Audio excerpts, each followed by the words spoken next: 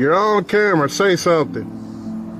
Last night and night before, there was 3 women walking down the street that way. I saw them. I said, hey, you 3 women, why are y'all walking down the street that way? There's nothing down there. And they flew away. I said, oh, them was some birds.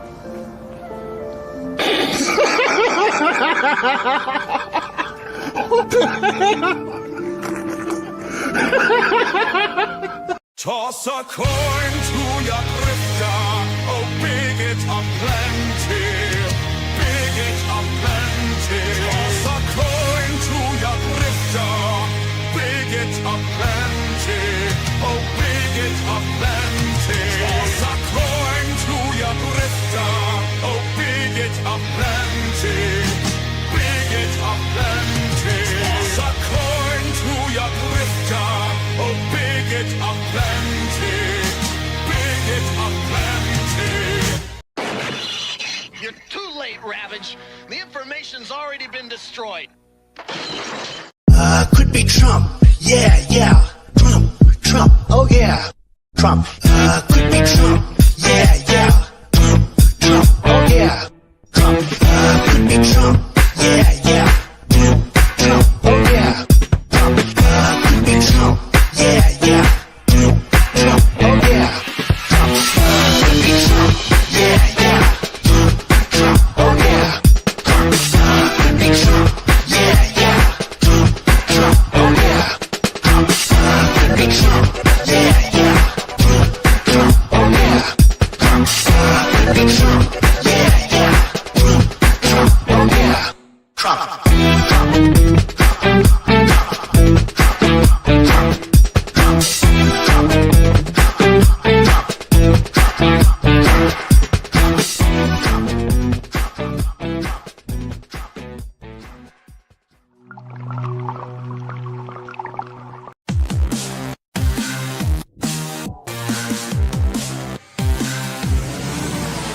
Look at the world, spinning so blind. He cracked the code, wired the grind. Told you what's next, mapped the design. Late to the game, he's ahead of your time. Eyes wide shut while he saw through the smoke. Y'all laughed it off, but the guy's no joke. Truth hit hard, left the doubters broke. Every call he made is the master stroke. Called it again. Are you listening?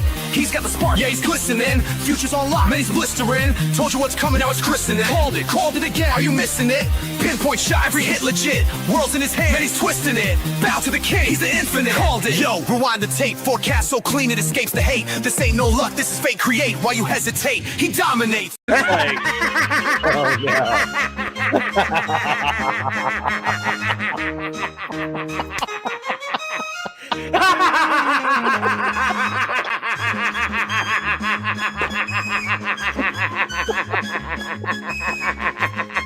Holy shit. Jesus.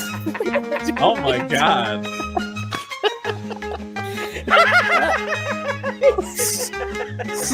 Sit around thinking the same shit.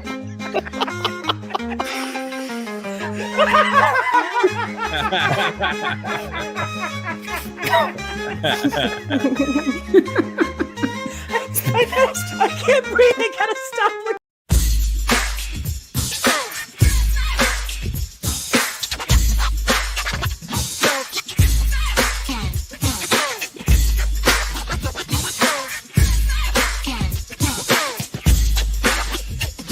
Yo, it's time to level up.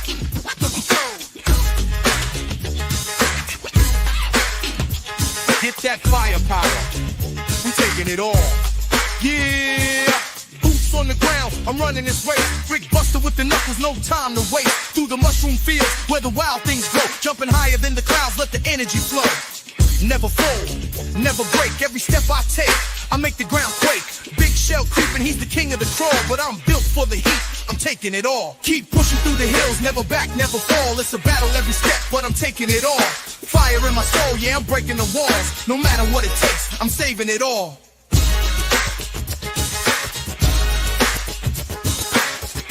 Digga-dagga-da, oh, I've been married a long time ago. Digga-dagga-da, oh, I've been married a long time ago. Digga-dagga-da, oh, I've been married a long time ago.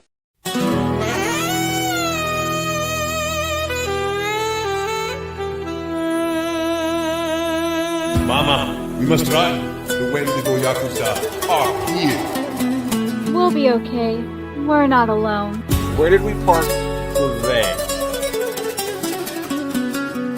Cider took it to deliver those flowers. You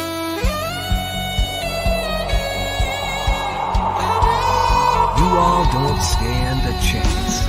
Underneath the moon's cold light, whispers linger in the night. Shadows dance with subtle grace. Secrets hide in every space.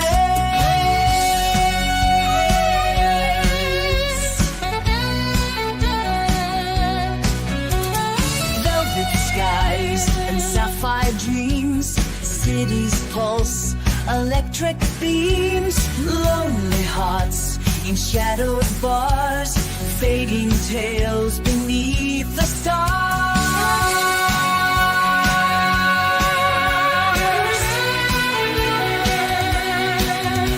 We dance in twilight's tender glow, where time moves soft and slow. Eyes meet in a silent song, in the night where we belong.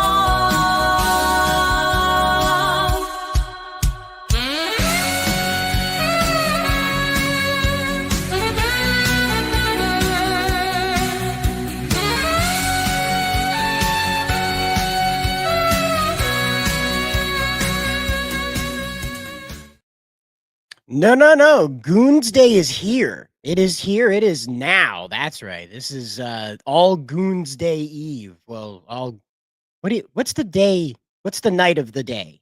I don't know. Nerdigans, what's the night of the day? Are you talking about the twilight? No, I'm talking like if it's Christmas Day, for instance. What is the night of Christmas Day? Is it Christmas Day night? Eve. Christmas Day Eve. Is that how you say it? I feel like that would be it. Yeah, I'm asking a Jewish woman how to deal with Christmas. We're off to a great start here. Really great start. But that's right. We're talking about the Gooner Gate situation here. See, we have stayed away from it because it's really, we want to talk about the gaming news. We want to talk about the devs screwing up. We want to talk about, Jaffe's losing his mind again. It's less about that and more about just letting these people fall on their own sword. And boy, howdy did they. If you didn't catch the Kino Casino episode this weekend, we will be talking about that around 9 o'clock this evening when Jacob and Spencer are here, as we have quite a tale to tell, as some of the participants in Goonergate used to work here. And I stress the used to work here. Oh, yeah. There will be. So it looks like the tea is going to be spilled here. Of course, we got authorization from the big boss to lay the law down. So you can expect that around 9 o'clock tonight. So again, if your attendees are still in the oven, rest assured they've got time to cook. But without further ado, we do want to say hello. As RJ McReady said here, Goonsday is ahead. Welcome aboard. First, as always, RJ McReady. Bowsette dropping some pretty big news tonight about Dauntless. I had no idea this game was in such rough shape. And apparently, most of the user base didn't know either. We have Hypnotic and Rapture here, and I definitely see why you have that screen name. That's quite an icon you've got there.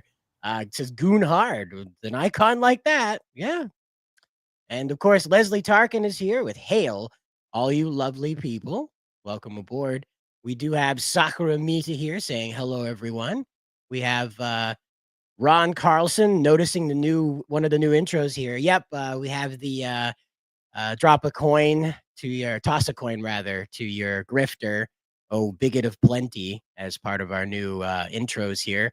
And yeah, I saw it on a super chat on another channel, and I just amused myself coming up with a song surrounding it. And I liked it, so I made us all look like we were power metal Renaissance people in the forest playing the song. So I don't know. It's my thing, I guess. Dante Erics here is a contributor to Bounding Into Comics. Feel free to check out his articles over on the website. It's boundingintocomics.com for more. He says that Gooner crap is getting old. It's another testament to our de-evolution. See, that's the joke, right? That's why we're here to talk about it today, because it's over. There's no more fight to be had. All right. The Goonergate thing is in the bag, if you will. We have Emily Kruger here saying, hail to you. Welcome aboard. And we do have the return of Mr. Anime 343. He says, it has been a while since I joined a Bounding into Comics live stream, but I have been busy with IRL things. Yes, that's true. Yep, that's okay, man, though. We don't have a problem with that because IRL is the priority. Like I said earlier, we're just talking about these dev studios blowing up, having their own problems, deleting their X accounts in shame of what they'd created, like what happened with the Assassin's Creed lead writer yesterday. So what a beautiful time. Well, that and like what we're going to be talking about with Fizz and Crunchyroll getting hacked. And of course, I totally forgot this until just this moment. The whole shakeup at Sony Group, and this is going it's all the way up in Japan too. It's the Sony Group Japan. They're shifting their management, and they are from what I saw in the PR, they're redefining the management positions. So this is huge. I mean, we saw what happened. We're already seeing what happened with Sony Interactive Entertainment. That's just that. So that's just PlayStation. We don't know what's going to happen at Crunchyroll either, because remember, Crunchyroll falls under the Sony Group as well, and it's not under Aniplex. It's a separate thing. So this is going to be, that's why I said when I tweeted it out last night, I said, this is going to be a huge deal. Absolutely. Here to talk about that with us in the chat is we got Bennett here saying it's Mag Arena time. I had to think about that for a minute. It's like Mag Arena or like Macarena, right? Macarena, the Mag Arena. We have Yiching Lao here as well saying hello. We have the Phasa fans. I think I said that right. The Phasa fans Doom saying I came here after seeing the thumbnail. Absolutely. And that's part of the Goonergate conversation because believe it or not, character designs like that send these people into space. All right. We have Zero Dozer. Welcome aboard. Says poor Mav being subjected to top has no interest in. Yeah. I don't know. I think Spencer might surprise you with some of his interests in this realm. I'm not suggesting anything negative. I'm suggesting perfectly normal interests in characters who are beautiful. That's not. Gosh, this is going sideways so quick. We better move into Crunchyroll before I get into trouble with the boss. So, this was so great.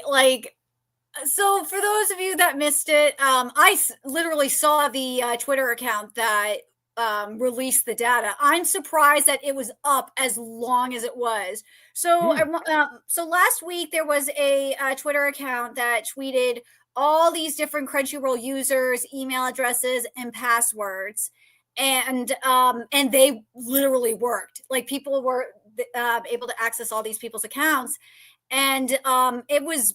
I don't know if the account is still up there or not. I reported it like a responsible person should. But Crunchyroll said in response to all this that, we basically investigated the situation and there was nothing wrong. There was no compromise. I'm like, what? Then why?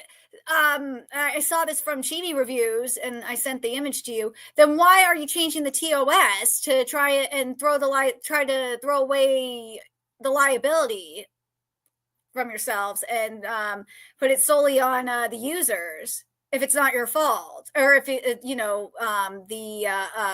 there wasn't any problems with your system? And let's be real, we know Crunchyroll system. If you have been around the block, you know Crunchyroll is very buggy. And you know that, and I've covered this before. I think I covered it here. I know I covered it on my channel. Is that Perini, who ran Funimation into the ground and is running Crunchyroll into the ground, he knows how bad Crunchyroll system is. He knows how buggy it is. And nothing's being done about it. Well, and again, like this seems to be more of that pass the buck thing. You'll notice that a lot of these companies right now aren't interested in innovation. Nope. They're just sort of like, it works for the moment, so why mess it up? It's a bad thing. It's really, really bad for this to happen too. I mean, this is why Crunchyroll is losing all their subscribers to Netflix. I mean, even part of it, I think, is because their marketing person is from Netflix. But and maybe that's why Perini got this idea. It's like, oh, let's use Netflix as a gateway to our streaming platform. That's not how it works. You're going to lose everyone to Netflix, you moron. This is why I'm hoping that Sony's shakeup is going to like go through everything and just get rid of Perini and probably like liberate Crunchyroll of this stupidity. So, I'm sorry. I'm getting that Wi-Fi icon again. Is everything coming through okay? Yeah, it's coming through fine. So, Crunchyroll here with this situation, like they drug my attention to the new Gundam, the one that Evangelion's creators working on there. That one is going to get a North American release. They're going to compress that into an OVA movie for one day. And did what they did with Hathaway's Flash, that put that in the theater. So, or was it? No, it was Gundam Narrative. It was Narrative that they put in for one day. That's right. It was Hathaway also Gundam Seed too. The Freedom they're doing, I think, for one day as well. Okay. But from what I saw for the Gundam release that's coming, is at least this time there's actually multiple showings. There's like 2 showings instead of 1. Well, and we've got a member of the channel here, Review La Vida, reminding us Anime Lab had the best user interface. I miss the old days of Madman Anime Australia. Now, I've never lived in Australia to absorb any of that kind of culture, but he's absolutely right that this used to be a much more fruitful garden of content before corporations decided to buy up or ban any of their competition. And now, as we're hearing right here, these companies don't care if they lose your information. They don't care if they change, if they lose functionality. They don't care if the market moves to other platforms. They know that they control enough of it that it's not going to affect their profit margin to where they care. Well, to be fair with Crunchyroll's had a functionality problem for like over a decade. So that's before. It's a feature, not a bug. At this point, it's a feature. The interface has had a problem, and the servers have had problems for like over at least a decade. So it's just the Crunchyroll problem. Funimation had the same problem too. This is a horror story right here. That is a horror story. Ben Shapiro being in charge of anime. Oh boy, that is a very scary idea. That is a bad idea, but that's not happening. No. Yeah, My Neighbor. What would they do with My Neighbor Totoro? They would do My Neighbor Bernie Sanders, and it's just like this. My Neighbor Chris Christie. That's what it'd be. It would be a redone thing, but like the cat is Chris Christie.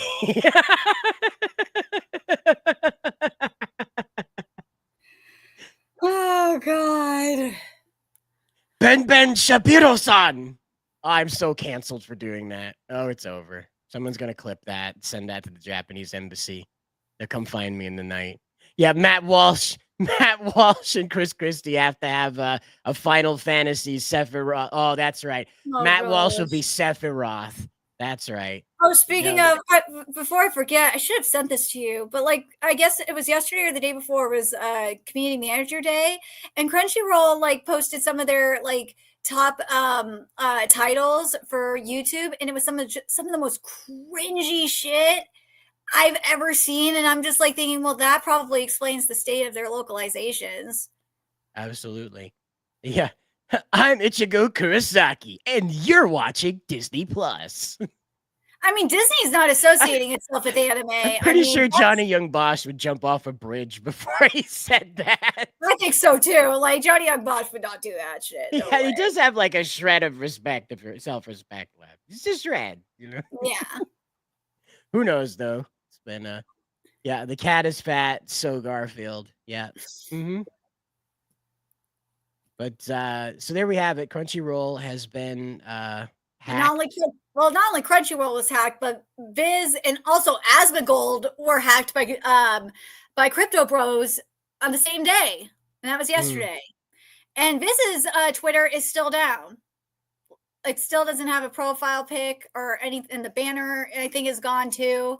And it's just insane. I still can't believe Asmongold got hacked by the Crypto Bros as well. I don't know what's going on with that. But the thing with Asmongold that's even crazier is that they did like a Twitter space, and I guess someone used like an AI generator to generate his voice to talk about like this crypto coin. It was just the weirdest thing I've I'm ever not surprised. seen. That seems pretty scammy. That seems pretty usual.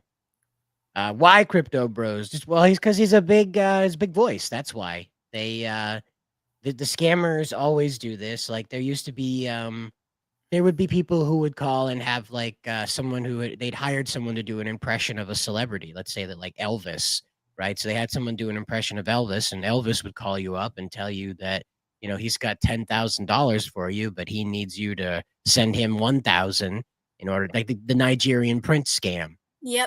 It's just that on the crypto scale. And did Asmongold respond to this at all yet? I have no clue. I haven't seen anything.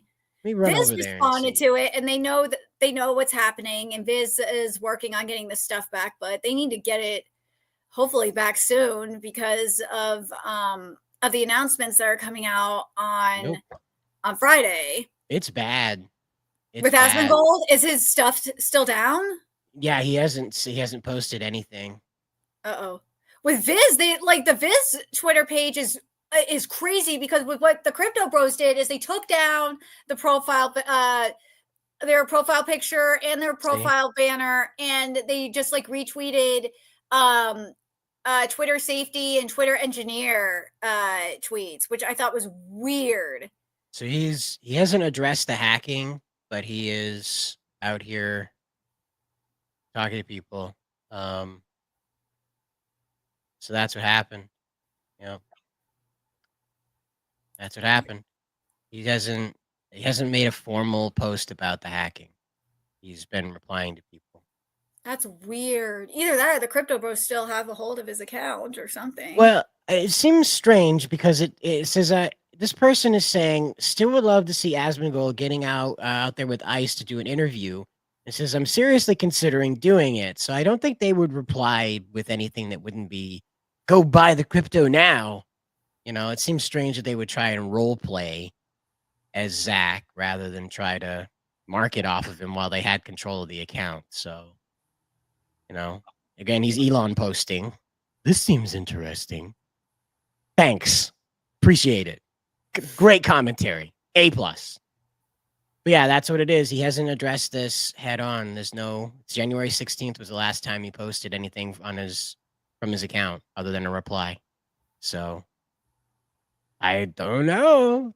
That's not good, But in regards to Viz, though, they got to get their stuff. Hopefully, they get their stuff back by Friday because, for those of you that don't know, and if you were around yesterday, and our Kingdom fan, you lost your shit like I did, and I know Spencer really lost his shit too, because yesterday there were two listings that popped up one on Barnes and Noble and one on Amazon for Kingdom Volume 2. And if you are a Kingdom fan, you have been waiting an eternity for an official release in English because it's available in almost every other language but English. Don't know why this is, but it is. And the listings are now deleted, which I thought was very interesting. But yeah, it says that I wish it was Yen Press and not Viz, but it is what it is. But it's supposed to be, it said on both listings that it's Viz Media. And then on the Amazon listing, in particular, it said that it was Viz Signature. And Viz Signature is the mature line where they have like titles like Shonen no Abyss, aka Boys Abyss, Zom 100, Black Lagoon, Trojan X, like they're more mature seinen titles. So in terms of a localization, well, Zom 100 has some problems. So I don't know. But it said it was coming out in December 16, 2025. That's for volume 2. For volume 1, there was no volume 1 listing. It was only volume 2. And this is for fall 2025. These announcements are. And the first half they did on January 24th. And the second half of their announcements they're doing on the 31st. So we'll know for sure if this is legit finally licensing Kingdom. And the other thing that we don't know is if there will be, and I know this is a pie in the sky thing for me anyway, is getting simulpubs, because that's something that like I've been bugging Manga Plus for a long time about, especially since the reader survey that came out like 2 or 3 years ago, something like that. I tweeted Hosono about it the other day, and he liked my tweet about it. So hopefully we will get. Ironically, it was like, I think it was the same day that I saw the listings. So I'm just like thinking, oh my god, does this mean we'll actually get Kingdom simulpubs? Because I've told Momoyama and Hosono, the people that do run Manga Plus, I said, I've told them multiple times, I'm like, dude, the moment you get Kingdom on Manga Plus, you will see user readership on there triple by the end of the year. Instantly. Yeah. You will, because people in the West have been waiting for Kingdom for years. That is the one manga that people in the West want. And now that, especially that they have a subscription service now for Manga Plus, you will get people willing to pay for it too. They will. Kingdom fans are like starving for a localization. So, and I don't know if it would be, I would love it for it to be a Manga Plus exclusive, but if it's the Shueisha titles that are on the Viz the Viz signature ones, the majority of them that are Shueisha are Manga Plus exclusive, with the exception of Chojin X. So there is, but Chojin X is Young Jump just like Kingdom is. So there is a chance that it might be both on the Shonen Jump app and Manga Plus. So that's something to consider too. But if you have not read Kingdom, I really recommend it. It is a fantastic manga. The 825th chapter came out today, and it's such a good series, and it's about the unification of China. Oh, okay, yeah, right. I saw clips of this. Right, yes, yep. The very handsome prince guy. Well, it's mainly it follows Shin, who is, war orphan, and he wants to become like the general of the heavens, one of Kin's general of the heavens. And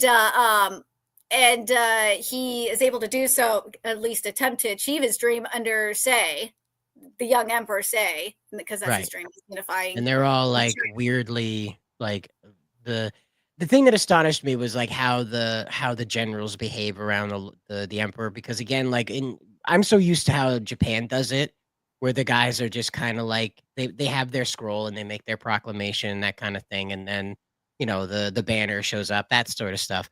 But in this version, where like they're just roaring about this guy, right? They're like shouting to the crowd about this man's greatness. I was just like, whoa, that's a lot of praise for this dude that just showed up in the story. Okay, holy cow. So. But yeah, this series. Have you read? Have you read, or are you caught up with Kingdom? Or no. I'm not caught up at all. I think I made it just as far as when the village was needed to fight, and then I ended up falling out of it because of life. Yeah, but once you get caught up with it, but you understand how good the writing is for Kingdom, and the sure art. Everybody raves about it, so I can't say that I've been happy about missing out, for sure. But yeah, actually this past week was Kingdom's 19-year anniversary of serialization. It started in January, I think it was 26th, 2006. And it's going strong. I mean, it's consistently in the top 10 of the top 10 best-selling series of the year. Well, and unfortunately, Bowsette, there's a man that just went to jail in Japan for that, so I don't think that you can do that anymore. Well, there's actually fan scanlators that have been doing it, have been posting the translations for years. I mean, that's how we're Well, able to read it. this guy, So what happened with him is he posted it before the official yeah, release that's the of the problem. translation, and so he went to jail. Yeah. Yeah, that's how pirates get caught. Pirates get here's what the thing with online piracy. There's two ways you get caught. Because we've had obviously we've had scanlations come out before the release date. It's been like this for years because of because the Shonen Jump app and Manga Plus app came out like I think it was 6 years for obviously 6 years for Manga Plus, and I think it was 6 or 7 years ago for Shonen Jump, I believe. Okay. So the apps didn't come out till recently. So up until then, people were just pirating, and so the chapters would come out like before the release date, and obviously it wasn't a problem back then. But then that's why the apps came out, was to try and curb it. And the thing is pirates got a lot smarter. They're like, okay, and the fan translators were more respectful of it too, where they're like, okay, we're just going to release it either like the day before it comes out, or like maybe a couple days before it comes out, or the day it comes out.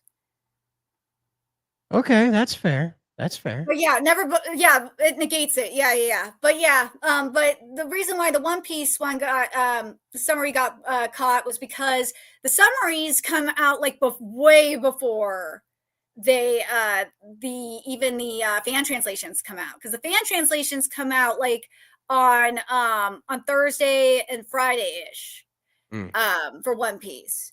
I know because I cover them. But the thing is that the other way pirates get caught and is when they pay people to get their raws. That's how you get caught, and that's a stupid thing to do.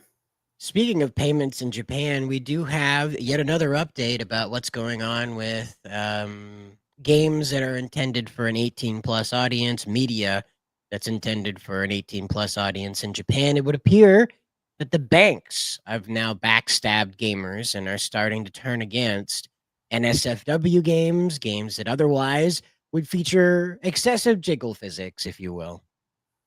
Gotta wonder if this is going to be like Visa and MasterCard, where there's skeletons in their closet, because over the past week, we found out that they knowingly, as far as we know, were accepting payments for child trafficking on OnlyFans. Right. So that gets left out of this conversation pretty, surprisingly. But when you really dig into why, it's because that's too close to home. Folks don't want to talk about that because a lot of these people out there have OnlyFans accounts, either as content providers or as content consumers. And they don't want to talk about that. So they don't want to discuss anything around it. So they're more than happy to poo-poo and waggle a finger at the Japanese. Meanwhile, this content that they're going around removing is not featuring child characters. It's not like rape fantasy games. Those are banned explicitly off Steam, no matter where you are in the world. And that's just, so they're going around and they're finding. Do you remember there's a game for the PlayStation 2? It was a bikini volleyball game. Yeah, or Dead or Alive volleyball, right? Right, the Dead or Alive volleyball. And I remember just the endless complaining about that on Tumblr. Just miles of bitching about that game. And that's what they're going after. They're going after stuff like that that's on Steam, not the big corporation stuff. They're going after that stuff that's on Steam. They're taking the legs out from under content like that. They're also taking the legs out from under content where you're feeling up girls in your VR. It's one of those things. So stupid. And yet OnlyFans, which they busted for having children as young as toddlers on there, and they allowed this, these payments to go through. But that's okay, apparently. But they can't monitor that content, but they can go ahead and flip through every single page of manga on Manga Library Z. That they can do that, but they can't go through that OnlyFans content and make sure that's kosher. But yeah, drawings are the problem. It's like it's just ridiculous. Yeah, no, you're Yiching Lao, you heard that right. OnlyFans was a content for child exploitative media. Yes. We're as young as That is, toddlers.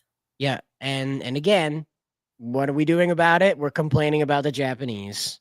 We're complaining. Again, I'm not trying to shift blame, but again, we're looking at this from an entirely different perspective than the banks are. The banks are taking a look at this, and because China, Australia, and the US have strict restrictions on how characters are portrayed in cartoons, and well, sorry, from China, Australia too. The US doesn't have as stringent live action restrictions, which is why you can't find a lot of scantily clad anime girls on YouTube, but you'll just happen across random porn scenes on YouTube. Don't doubt me? Go ahead, search any topic you'd like and go to like page 7 and you're going to find porn right there. It's right there. It's going to be in the topic. It's just buried down, way down in there. It's there. It's just like it's like that projection card where it's only a matter of time, where it's a reset the clock moment. It's only a matter of time before you find something up in there. Yeah, you know, who knows if he was involved with it, but it's something that his administration was not at all interested in taking up, and we'll have to find out if President Trump is interested in addressing the problem of OnlyFans, because Well, we like, now let's find be out that clear- let's be clear with OnlyFans, it's like YouTube and Twitter, I mean, and even to an extent, and like Pixab or any social media account, where there's the platform itself, it has its purpose, right? But there's people that are abusing it and are using it for child trafficking. Twitter had this problem. YouTube still has this problem. it's a crime. Look at this. We have Reviewer Vita telling us, remember the channel here, by the way, saying Dead or Alive, Extreme Venus Vacation, Prism won't be available in Australia. That's a crime. Like that's a Geneva, that's defying your human rights right there. That's in the Geneva Convention. I mean, you're talking about the same country that bans To Love Ru manga. The situation that we find ourselves in with this, though, is that the Visa has admitted in interviews now, their CEO and people higher up in their companies have all echoed this, that they're responding to the global regulations. Okay, there are no global regulations. What there is there's 3 major marketplaces that are having a hissy fit over fictional boobs. And it's not just them anymore either. It's Stripe as well. I forgot to send you this too. Stripe not only just canceled / suspended a Manga Plants account, they banned it too because it has R18 content. So it is then. It has to be, it's got to be because of those 3 marketplaces this is happening, because these corporations aren't going to take this sitting down. If it was you remember when rock and roll was being labeled as satanic and they went before Congress and Tipper Gore was there to raise merry old hell with them, corporations would demand to have some type of conversation with Congress about this, to explain that you don't have a right to regulate what people do in the privacy of their own homes. But for whatever reason, they have decided that they must protect these structures due to the populace itself having some opinion about it. It's the only thing I can think, And then you see these people are saying that we need a straight up porn ban, an unconstitutional porn ban, mind you. And they're like, oh, Trump's going to do it. It's like, mofo, you do not know who Trump is, do you? For one thing. And 2, do you not realize, did you fail your civics class? You must have failed your civics class and your history class because you don't know how government works. And you don't know what happened during the Prohibition era. Well, exactly. Thank you. That is exactly what I wanted to say, is that you can't, if you give them the power to do this, it won't stop at, stuff that exploits children. Okay. You can ban child porn, which is banned already. Well, hold on. What I wanted to say is that Australia went ahead and said certain breast sizes and body types are completely banned from being shown in an exploitive manner. meaning women who are adults that have a body type that lends itself to a visually younger view, right? You've seen these women, like in Japan especially likes to use them in Japanese pornography because they look like teenagers. I'm not going to deny it, okay? But they're adults. And so Australia decided there would be no blurred lines on that. None of these women are allowed to perform. I don't want pornography in my home, okay? I do not want to prevent someone else from having that, because what will happen is that the Miller Lite commercials with the bikini girls on the beach will be the next thing that's banned. Because when we're done banning all of the girls who have boobs that are too small, we're going to ban the pictures and depictions of girls that have boobs that are too big. Okay? We all know how this works. We had a ban on menthol cigarettes in a country that grew most of its initial GDP out of farming tobacco. What planet does this make sense? It's so dangerous. It's like the Patriot Act. We just were like, yeah, come on into my house, Johnny Government. Wreck my shit, bro. That sounds fun. And that's exactly what happens when we start asking for porn bans. We do not want child exploited media. OnlyFans needs to be investigated for that. But we don't need to go Australia's route and say that anything that crosses that line that legally on paper is correct. Because again, once these women are like 35, they still look like that. There's women in Japan right now that are doing performances for magazine covers that are feature manga inside, which is what Manga Library Z got in trouble for. Okay? Yeah. Now, these women are adults in these depictions, but because they're intermingled in with earlier children's stories, like shonen stories, like stuff that it's not My Hero Academia, but it's earlier stuff, but done for that audience.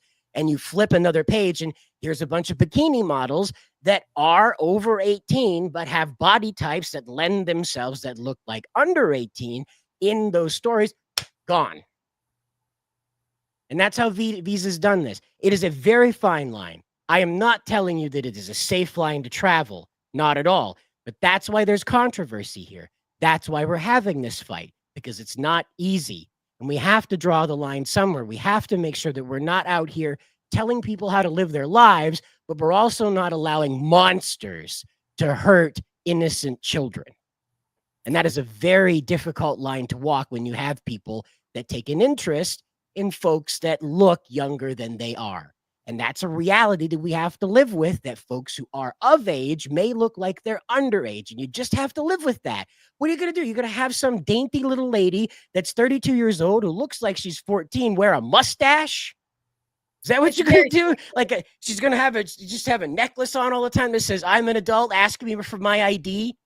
It's a very fine line, but when we go having corporations decide that, you and I do not get to decide where the line is. They just start blanket taking everything out. Look what they did to Disney when the corporations got in on it. When it wasn't Eisner, not Iger, Mike Eisner before him, that actually had a relationship with the Disney family. There was actually some good stuff coming out of there. You remember good stuff coming out of Disney. Everybody remembers when there was good stuff coming out of Disney. Was there evil stuff? Certainly. And this is that same case. We have an opportunity to deal with the evil stuff. Instead, we're punishing the Japanese. Not OnlyFans, manga, fictional titties.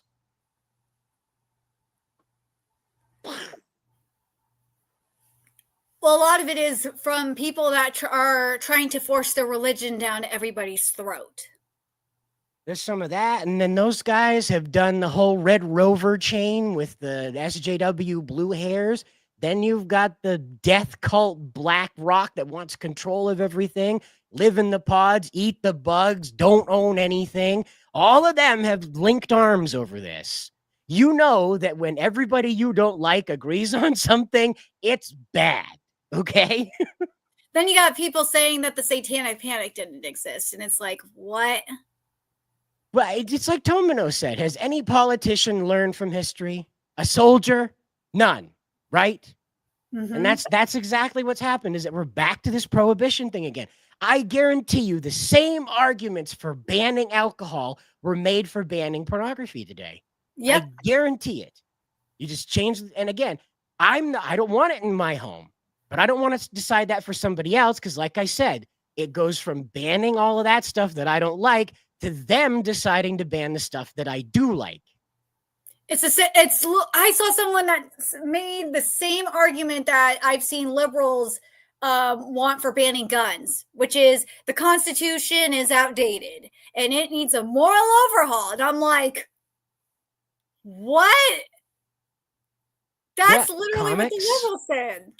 Yeah, we got Kamchi here saying you forgot comics, especially Marvel and DC. You're absolutely right. Look at what they did to that. You got Yi Ching Lao echoing that, saying especially all the characters such as Power Girl and Black Cat. What are you gonna do with them? What are you gonna do? You're gonna zip up Black Cat? You're gonna go ahead and wrap up Power Girl again? Shut the boob window? That went over real well. I mean, feet are getting censored now on YouTube.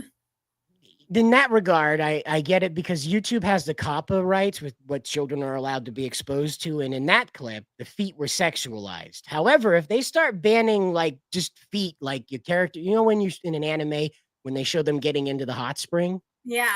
If they start putting the white cloud over that, yeah, we know we're in very dangerous territory. That's very bad. Pretty soon you're just going to flip on an anime trailer and it's just a white screen with the subtitles below it. And it'll just be completely censored. 3 minutes of just straight audio. That's all it'll be. But this also is another thing. Remember not Genshin. Ninja Gaiden. Sorry, I got my G's mixed up. Got my Gooners, my Genshins, and my Gaidens mixed up. Ninja Gaiden had their censorship. Nope, that's not censored. Momochi DOA, she proved that wasn't, or they proved that wasn't censorship. That was something else. So that was fine. I'll have to find the clip, but yeah, that wasn't censorship. That was the gay mention. Let me see if I can find it. Oh no, we're talking about the part where characters were completely cut out of one side of the trailer. Oh, I thought you were talking about the boob jiggle or something like. No. That was proven that that was the case. But this is in the trailers where the trailers are different on YouTube and on different. Oh, YouTube okay. channels. I thought I thought you were talking about the boob jiggle because everyone was losing their fucking mind over that jiggle and like, the size. But this is a very important thing. Yeah, this was like the second time that a situation like this has happened where it's like, yeah, no, that's not the case. So as we've reported on here and discussed with you guys, kind of close out this topic, we are going to end up with a black market for very ugly things because, as you know, when you start banning things, it creates an underground market for it. And when you don't have any oversight over that market, guess what happens? Exploitation happens. And if there's exploitation, that means there's a market for that. And if there's a market for that, that means there's evil people out there. And what you do is you start supplying those people when you start banning things. What you need to do is just educate the populace not to engage those things and instead report them when they find them so they can be answered on an individual case rather than some blanket policy that plunges us into the Stone Age. And people are making the argument about obscenity laws. And it's like, dude, obscenity laws are extremely hard to prove. Yep. And again, like it's on the topic with what we're talking about tonight with the Gooner situation. Like Nerdigans pointed out earlier, we do have a consistent group of people that want to, ban this stuff, but moreover, erase it from the human experience. And again, I don't want it in my house. I do believe it's a corruptive influence, but I don't want to interfere with other people's lives. When you start taking control of other people's lives, you become responsible for them. And that's it. That's the flip side of that coin that none of these guys want to talk about. Is when you start telling people how to live their lives, you kind of have to be responsible for when they start living that way.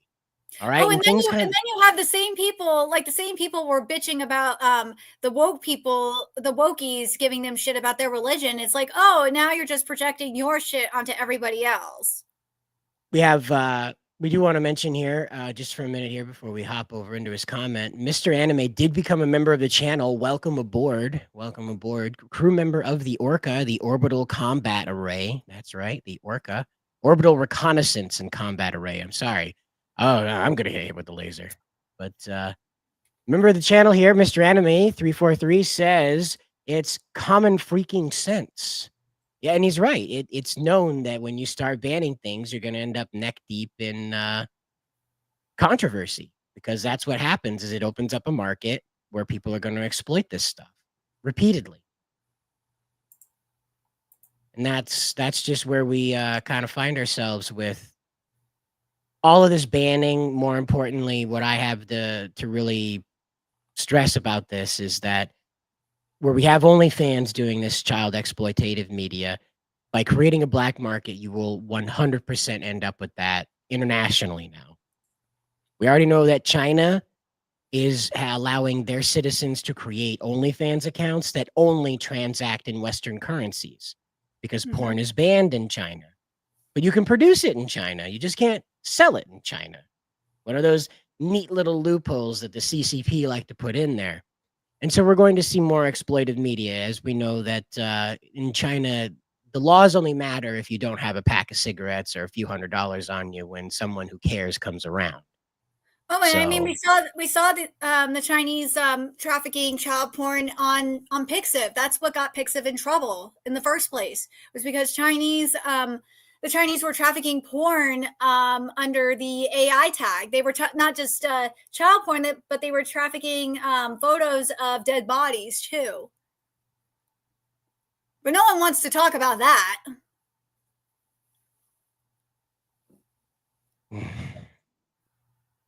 Yeah.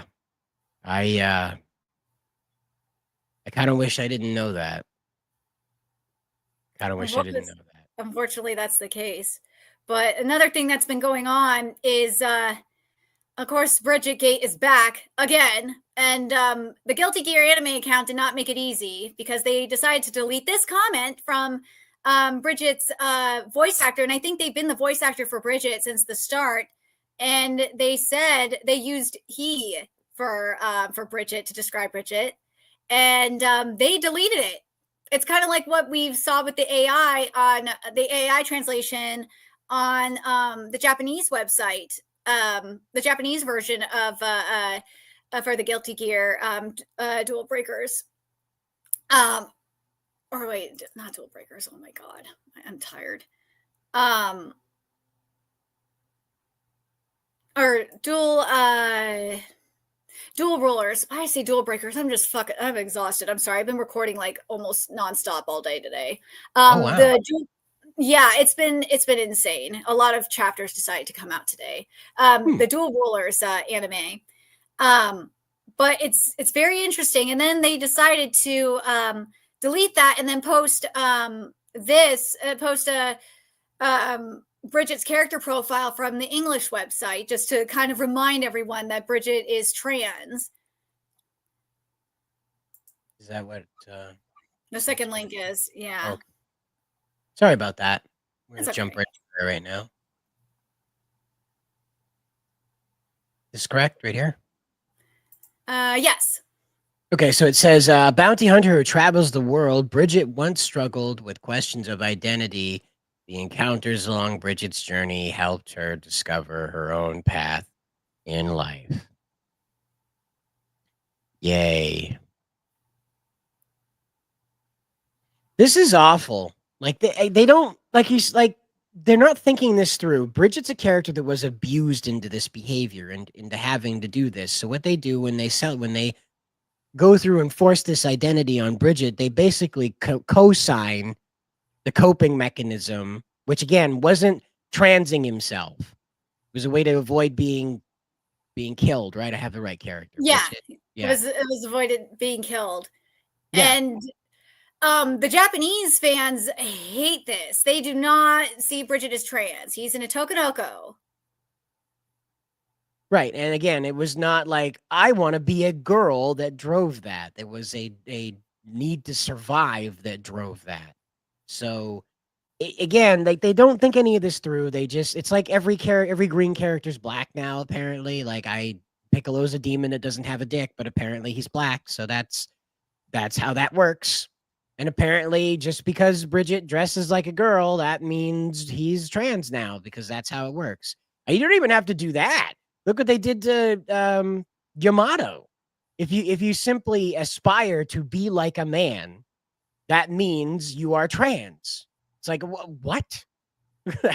to have the same honor system as a man, you're trans. Like that, We see it in Oda Persona must be too. beside himself. Like every time he sees these posts, he must just be completely like awestruck with the stupidity. Like it's the only way I can figure. But oh my god, but like transracial. That's right. He turns into a big angry black man apparently. Hulk's green, so that's how it translates. But like this one person here tweeted this, and like these trans people, these trans activists attack them, saying that like that saying that that they're transphobic and that you're erasing trans people and stuff like that. I'm just like, God, these people are so stupid. It really is. And this is just something that trans people do or trans activists do, not trans people in general, I'm sorry. Trans activists do a lot. They'll use the argument that you still have plenty of femboys who could turn to for feminine male representation, and trans women and femboys can coexist alongside each other in media. And it's not that, it's that, and they even say this too. And this is the thing with Bridget is one of the first Otokonoko that, was a Tokonoko representation in media. Like he is really, really significant. And you're basically, by transing him of all people, you're significant, basically saying that you want to erase, at least a lot of people feel this way, that you're trying to erase feminine men existence, feminine male existence. That's what a lot of people feel. How a lot of people feel. So Mr. Anime here, member of the channel, says, I seriously can't stand those types of people. They need to seek some professional help. Well, that's the problem, is they did seek professional help, and that professional help said, cut your wing wang off, and you'll feel better about yourself. And that's what ended up happening, was that like they went for help from the doctors, from the psychologists and stuff, and the psychologists convinced them that they're a girl or they're a boy, the opposite of what they are. So one of these activists said that they should be ashamed of this user's that this user should be ashamed for wanting to exist, essentially. Sure. They're going to absolutely behave in that manner, because when you reject their reality, they treat that as you trying to unalive them. They do not possess the ability to say, okay, that is your opinion of me, and it does not physically affect me at all, so I'm going to remove myself from the situation and go over here. They can't do that. Instead, you see like videos of them roundhouse kicking people for denying that they are a pretty princess, when you're looking at some like 50-year-old construction worker with a gut hairier than mine, And a lot of these people think like this, people trying to take back Bridget as like an attack on trans people. It's like, no, it's just this retcon is dumb. And this is just taking away like the original Otokonoko, and it pisses people off. Yeah, it's never going to change, though, because they are always going to be there to push this. What we can do is the corporations need to be told to stop doing this. They need to be told that, like, this is not content that needs to be pushed out into the world. There doesn't need to be content about going and hurting these people, as we don't want to do that. We don't want people to go out there and harm these people. Rather, we just simply want them to be like kind of reminded that it's much better to live your life outside of the spotlight, because these people are not built for that. Okay. The whole reason why they're in this situation is because they have a mental disorder. And that just doesn't get talked about anymore. We're not allowed to say that gender dysphoria is not a normal state of mind. Mm-hmm.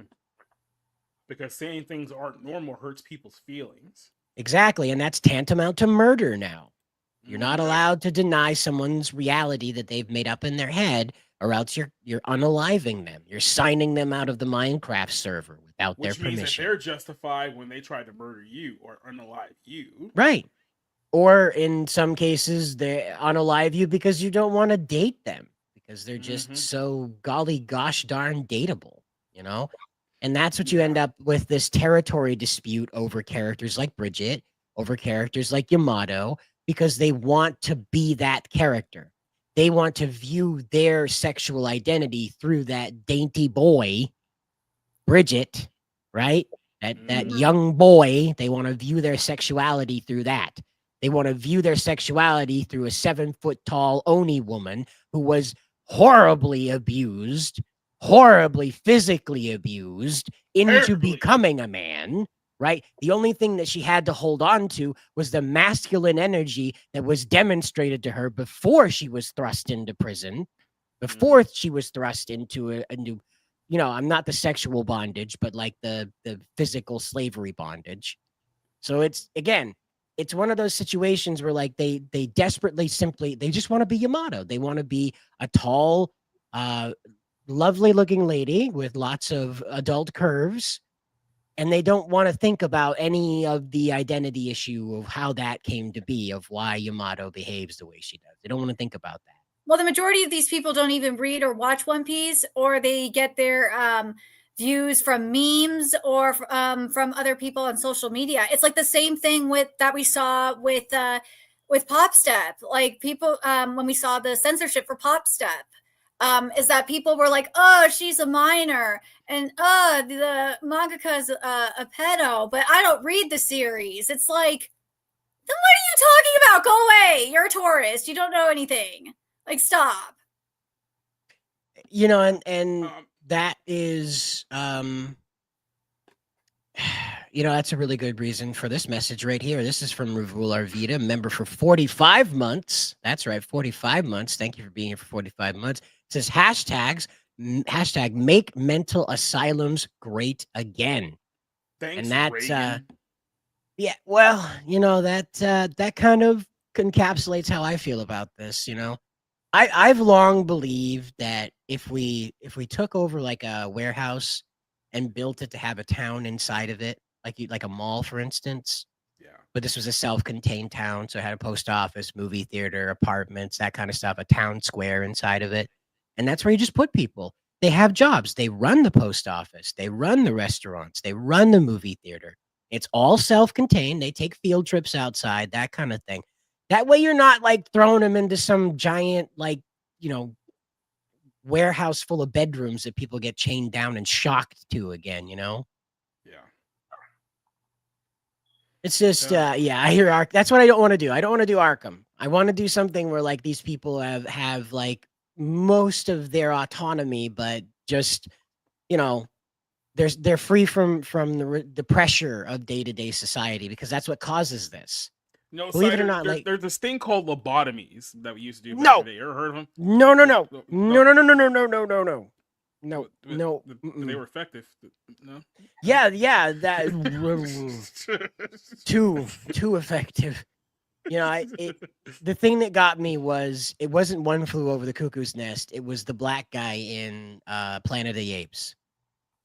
That one terrified me. I still feel my blood run cold when I think about that scene. Like Yeah, that. It's not great.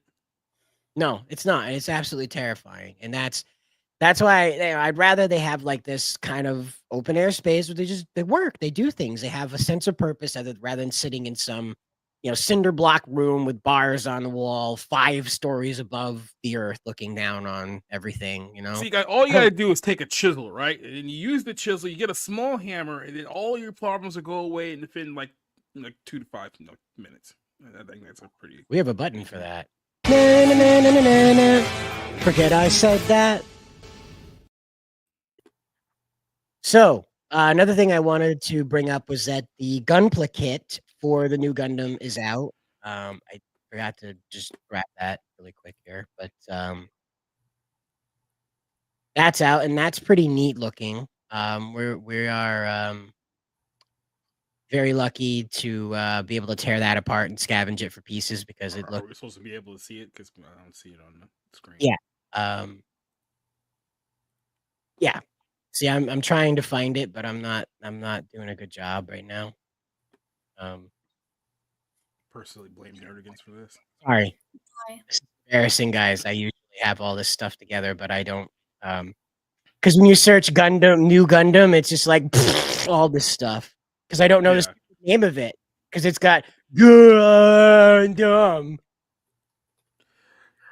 It's very because I don't know what I'm looking for. We're a professional podcast, ladies and gentlemen. Yes, we are. I'm sorry. I don't. They came up with this ridiculous name for the machine, and the Go Gadget anything.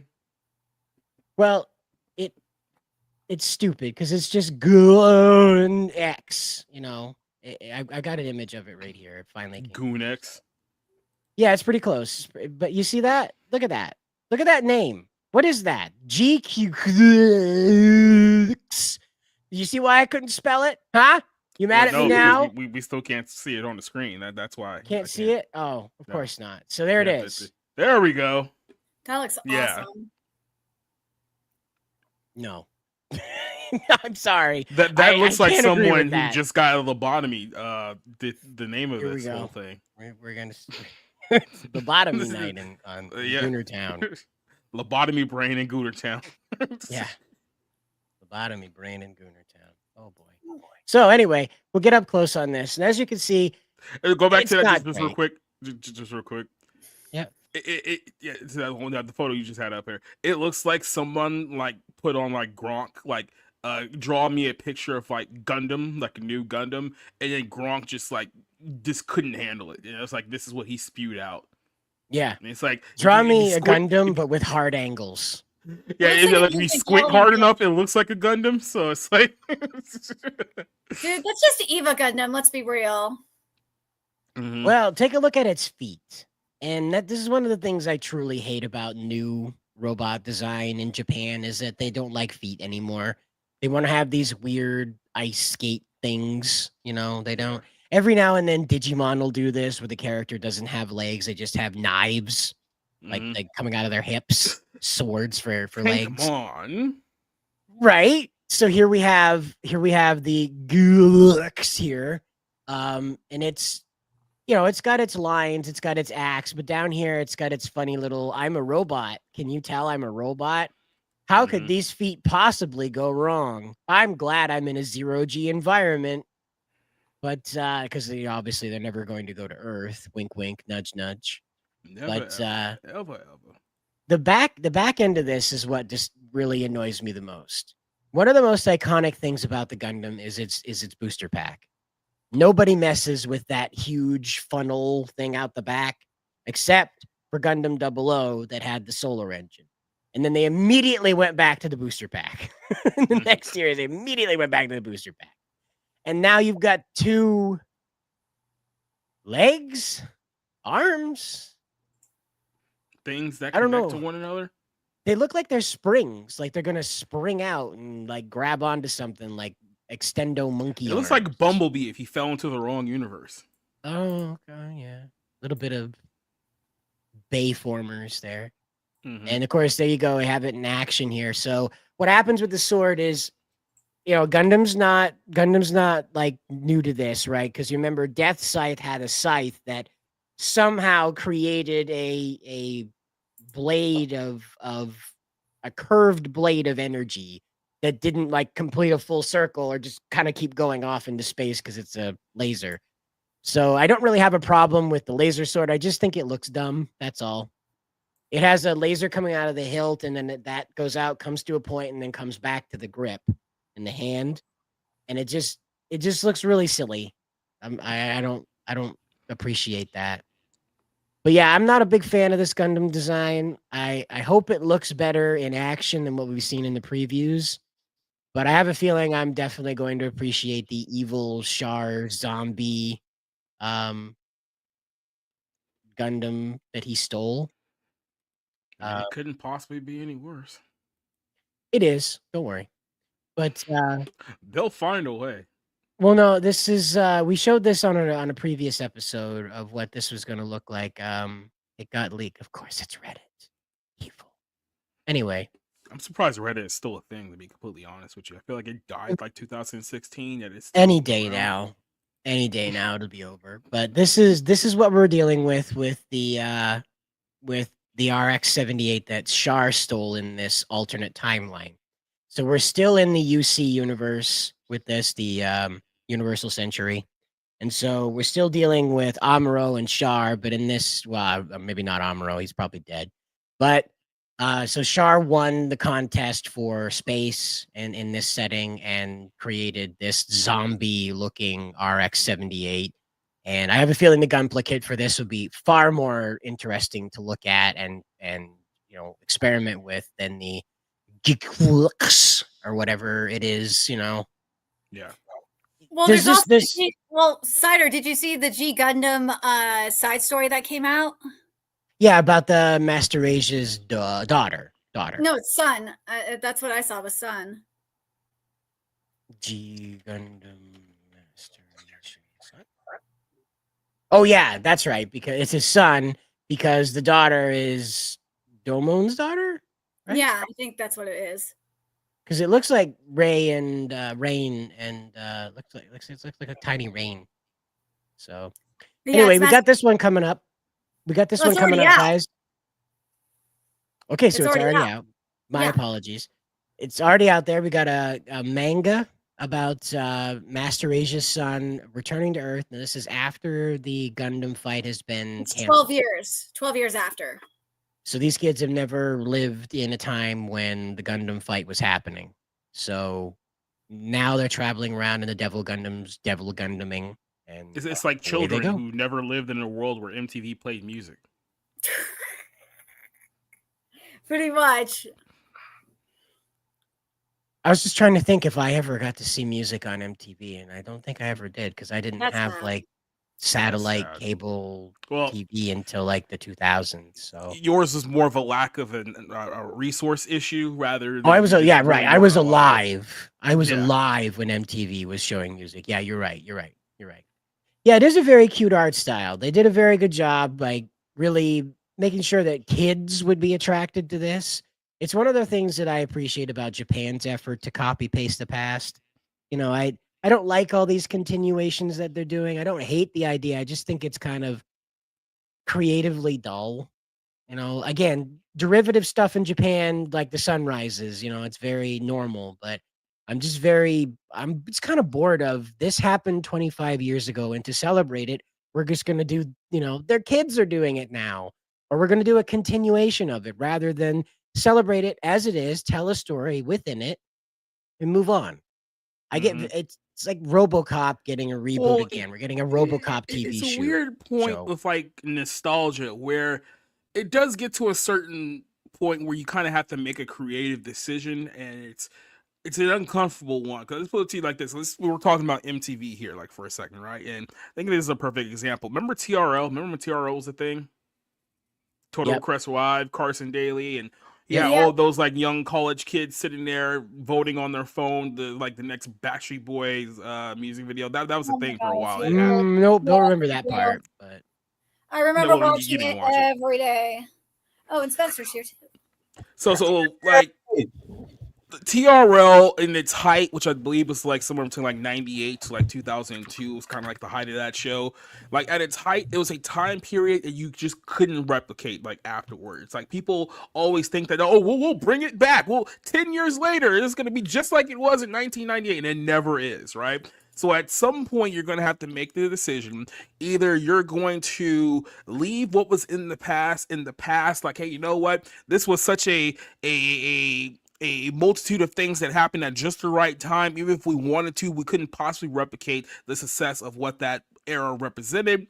And then maybe we should move on to something like newer, right? Move on to a newer idea. Or they'll go to one of these two routes. They'll either foolishly try to revamp it for a modern audience, which always fails, or they'll bring back the same people who were back around all those years ago to the point where that they look so old and so out of place, it's almost uncomfortable to look at anymore. It's like, can you imagine it like in 2025 they rebooted TRL with Carson Daly today? It was like all the people who were big like today, like it would look so bad and so uncomfortable because it would realization of just how old you actually are now. One of the problems I feel like is like it's the same thing that sort of happens with everything that gets popular, right? Is that I feel like it's too corporate now, where if back in the day, I'm not going to say MTV was like the super punkest thing, because obviously it was still a television network, but it still had that sort of like counterculture rebel feeling, right? Like, oh, we're MTV, we're not CNN, we're not PBS, we have music, we're younger, we're a little more edgy, or I don't want to say like edgy, but you guys know what I mean. Yeah. And now if they tried to bring that back now, it would be like, yeah, we're edgy according to corporate guidelines, right? Like, and it was just RJ so fake. RJ put a perfect comment there in the chat, because those of you guys who watched our New Year's Eve stream, which is, by the way, our longest episode of the Bar Room, is nearly 6 hours. But anyone who remembers that stream remembers Jesse Camp. Could you imagine they tried to bring back Jesse Camp? Have you seen Jesse Camp today?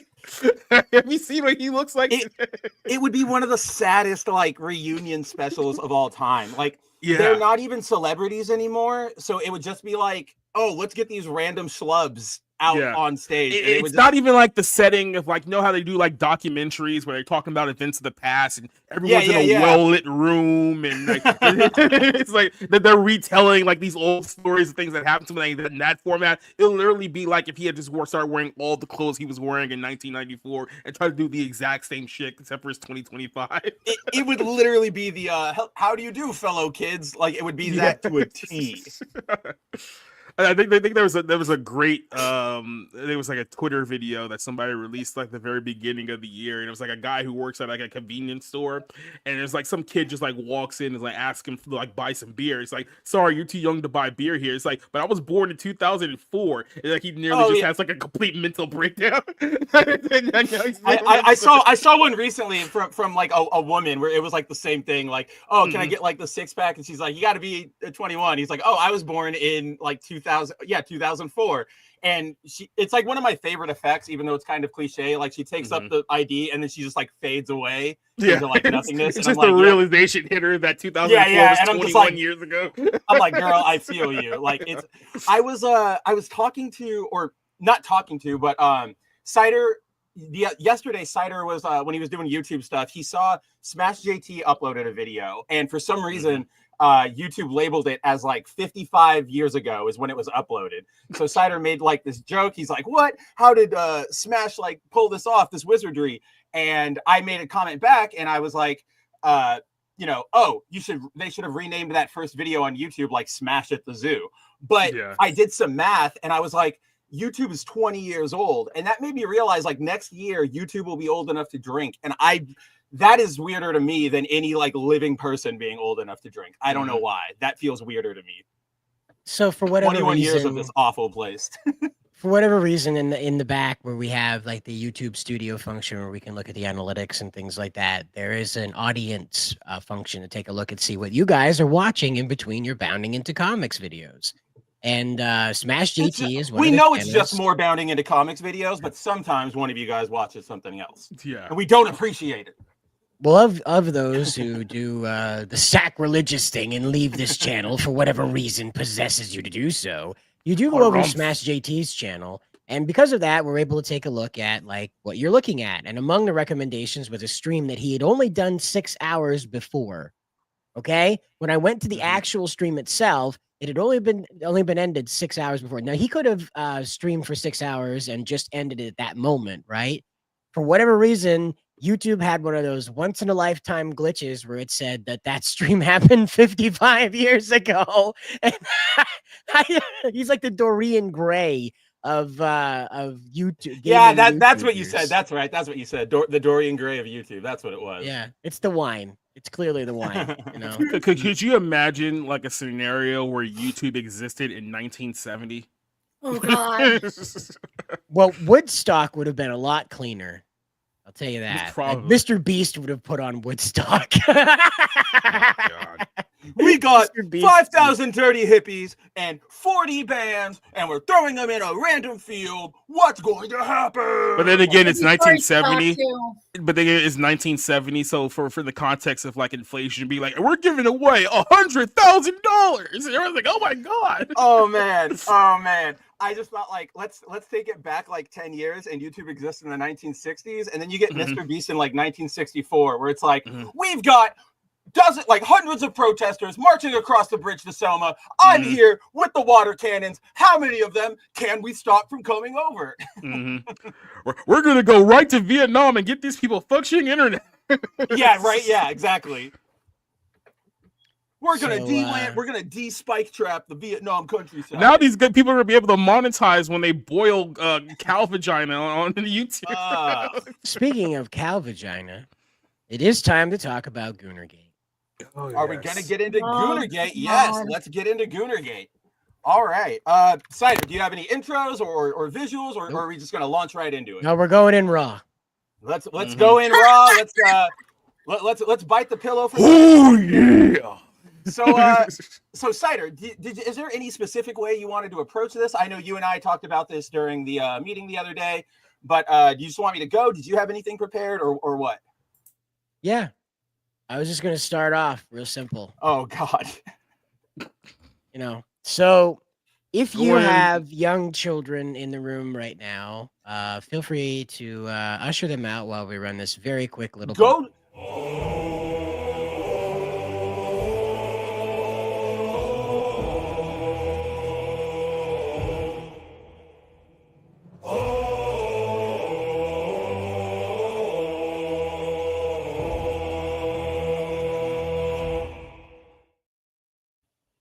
I just want to say that I appreciate Nerdigans taking her sin bags off camera while we're doing this. We really need everybody to be of pure and righteous mind. Absolutely. There will be no harlotry on this stream. Well, no fornication. Well, I'm a Jew too, on top of that, so maybe I shouldn't be on this stream. I believe you are the one summoning the gay demons. I believe that is all of your fault. So yeah, you should take that L. Yeah, we're gonna have to get a blame Nerdigans bumper now. But can we? Cider predicts, Nerdigan blames. There we go. Please. Can anyone out there play the theme song "A Tin of a Hot Tin Roof" on the kazoo? That'll be the perfect. You know what? I do take it. I take a huge W for summoning the gay demons and for my people being responsible for porn. I didn't know that my people were so based. I didn't know that you guys were the true great Satan. I guess we really should have been listening. So Great Satan. That was a Zoo Ranger reference, wasn't it?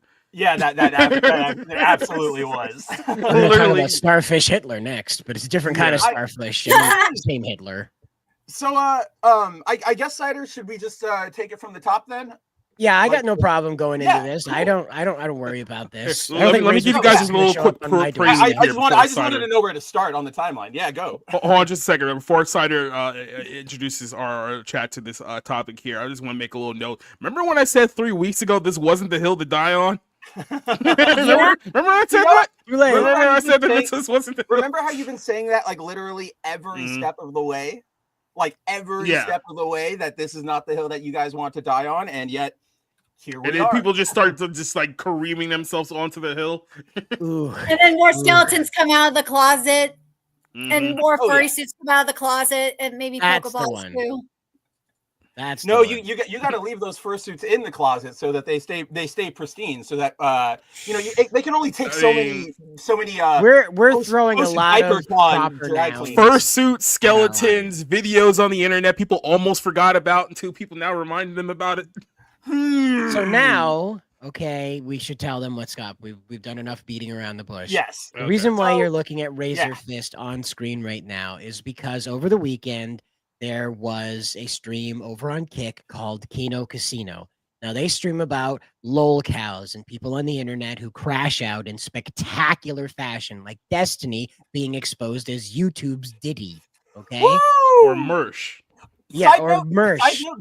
Destiny dropped when all those accusations came out. He's like, "Oh, if I go down, I'm gonna take a bunch of YouTubers with me. You don't want that." And I'm just like what yes, Diddy we said. Do. Well, yeah, exactly. It's like, yes, we do. Take them out. Why are you being a little wiener? Yeah, I mean, how much further can Mini Lad get shoved into the basement of history?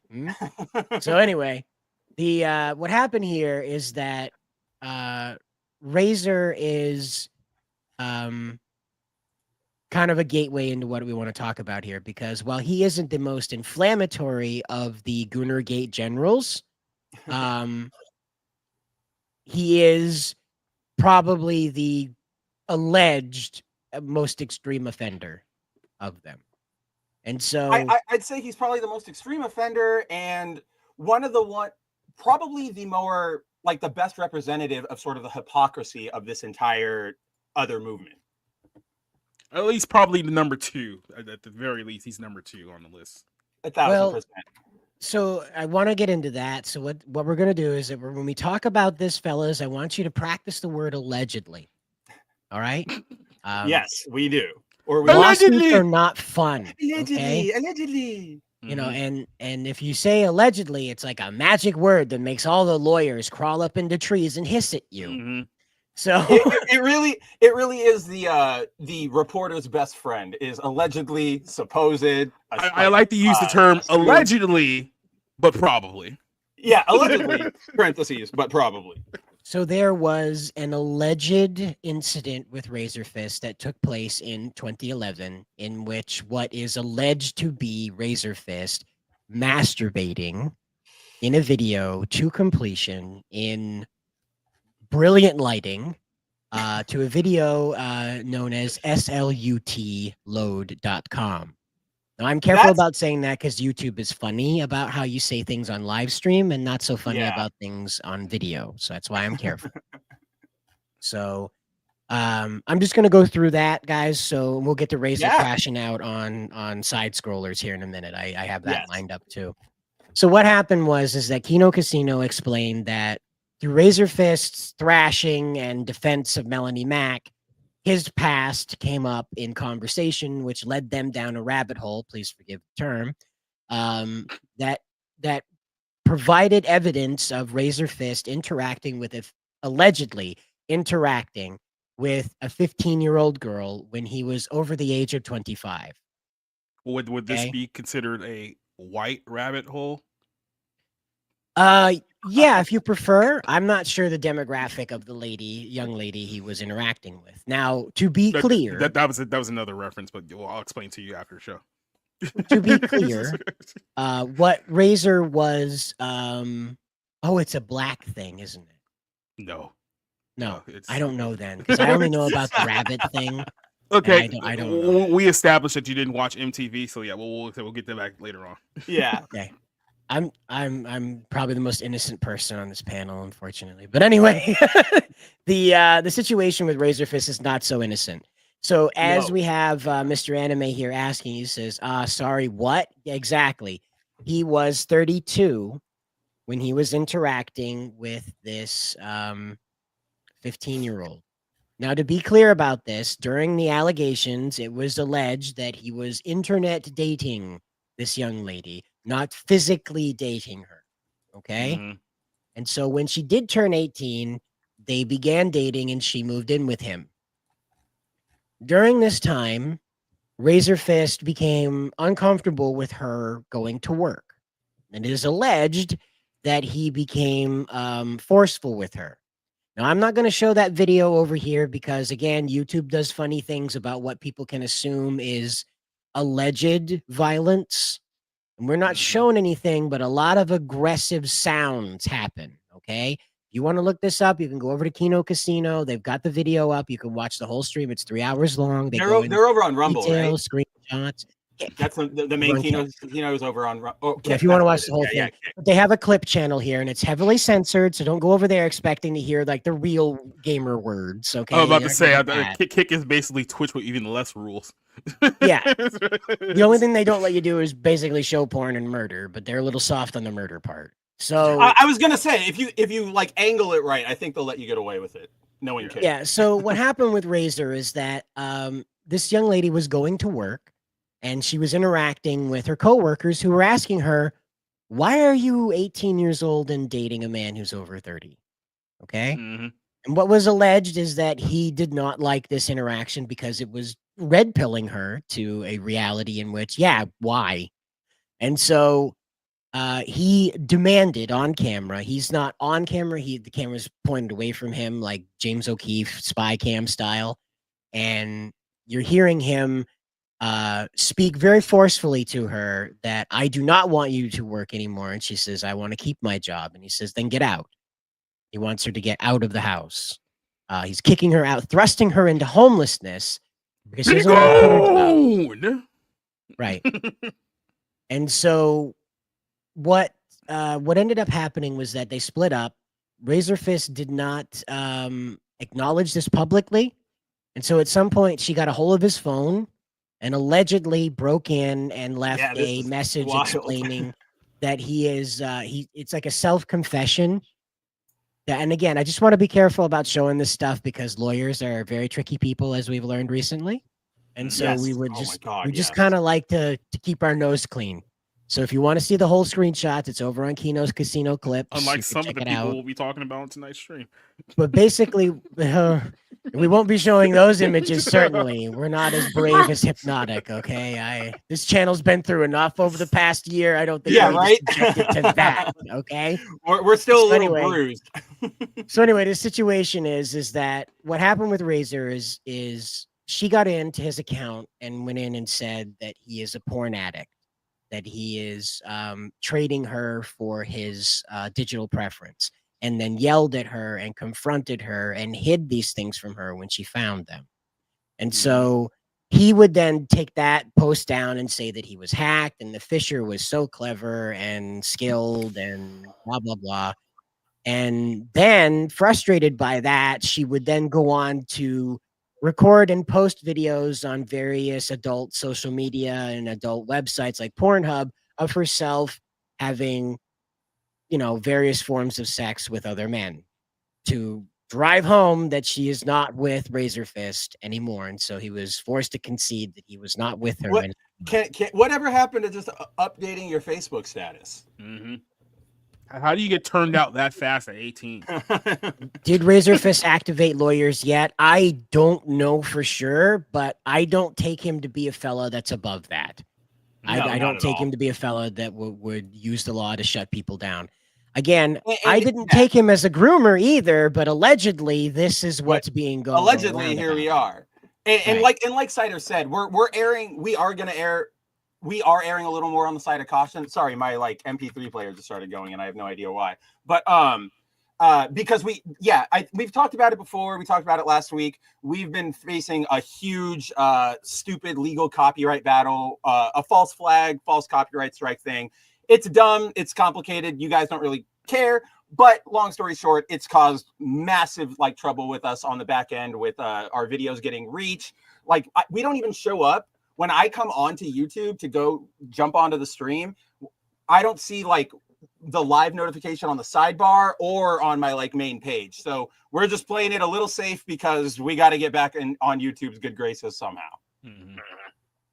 Right. And so when we're talking about this, what evolved out of this is that Razorfest ended up going on to the Side Scrollers podcast, in which he was confronted through super chats and people in the chat, member chats, people who were either genuinely curious or otherwise wanting to confront him over the situation.